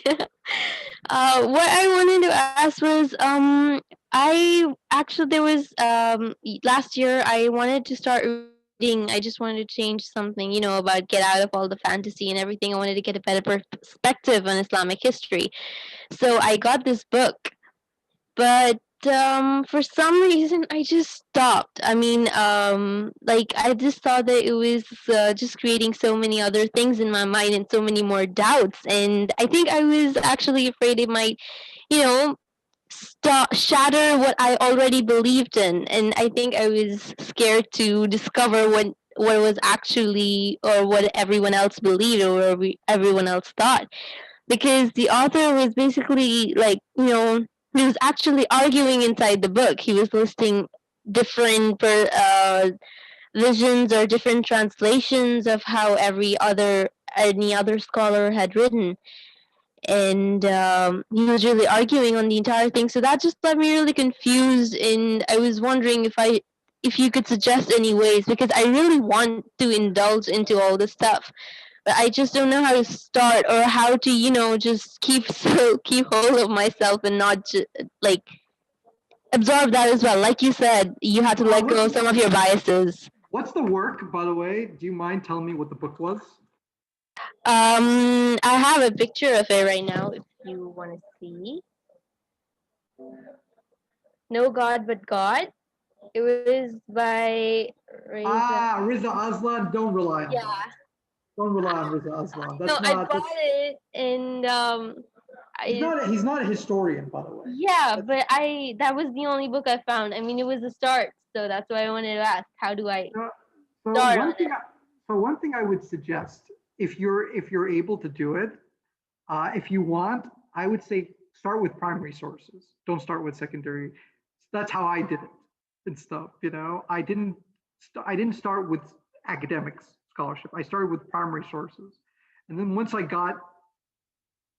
read enough primary sources, then I got into the secondary sources and stuff. You know, because like you really need to wade in the way in which they, because I think the thing is like. So I'm going to, what I will do is that the thing is, I was planning actually for all of us to be breaking out to breakout rooms and to do a whole, but we just didn't have time, you know? So I will actually, Rajaa, would you be able to send some of the sources, you know? Yeah, I have the list of sources for this workshop. So you can send them out, and that would be like, you guys can read them, you know? And it would cover all the outline of what, because there are sources for each type of source that we cover. There's also a document that tells you the exact page numbers for specific topics were covered by the workshop. Bushra, we can send this out in the acknowledgements email after the workshop, right? Yeah. Okay. Yeah. So that would be, Noel, that would be a good, wait, did Noel leave? Oh. I'm right here. Oh, right here. Sorry, I didn't see you. Yeah, that would be a good way for you to start. I would say do not, like, if you want some good authors to, like, I'll send it to you as well, you know, I'm writing this is my Gmail. So just send me any questions you have, just send it to me and I'll send you a response. But yeah, it's just like, you have to be very careful because Riza Aslam is not a historian. That's just, you know, just to put it out there. So it's not that he's bad or good, it's just that the thing that you're going to him for is not something that he's qualified for. He's not qualified. I don't think he's a qualified person regardless, but let's keep that out. That's a different story. That's a different story. That's a whole debate. That is why I wanted to ask, because when I started reading, I just decided I started doubting it like a lot. So I decided to binge, and I was like, this cannot be what I'm looking for, and definitely not what I want, because that was just like totally shifting away. He was conspiring. It was like he was arguing in that book, listening. I think it's important to emphasize here that we're not talking about the worth of his arguments. We're talking about purely from the fact that he's not as a historian. But I would say, Noel, the thing is that, like, you know what, what may have happened, I haven't read the work, but what may have happened is that he threw you in the deep end. And you still need to wade into the shallow waters first. Exactly. I need to start. Yeah, you need to start. So the sources I'll give you will give you a well-rounded perspective. Okay. This, you know, and so yeah, this is because it's really important.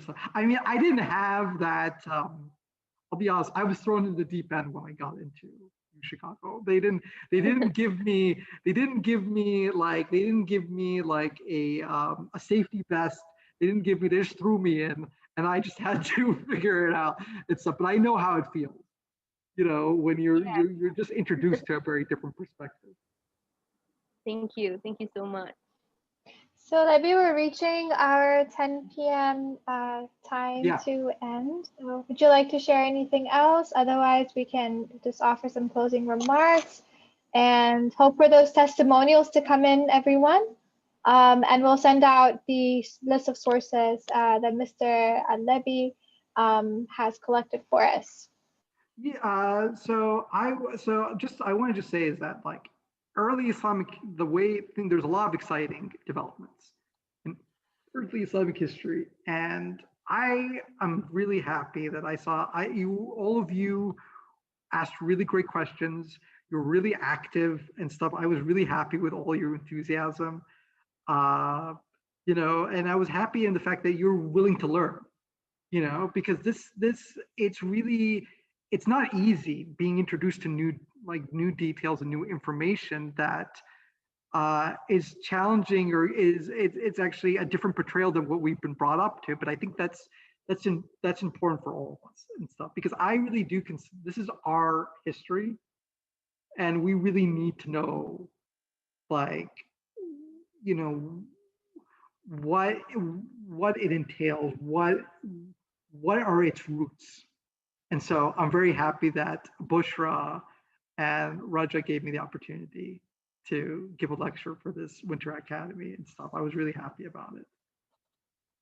Thank and you grateful. for doing this. This was a very different kind of workshop and a very new topic. In fact, like I was a bit concerned, is this going to be inaccessible to students? But like the way you presented it and the way the students engaged with it, and instead of feeling intimidated, they were curious. So that's how it should be, guys. I'm really proud of all of us.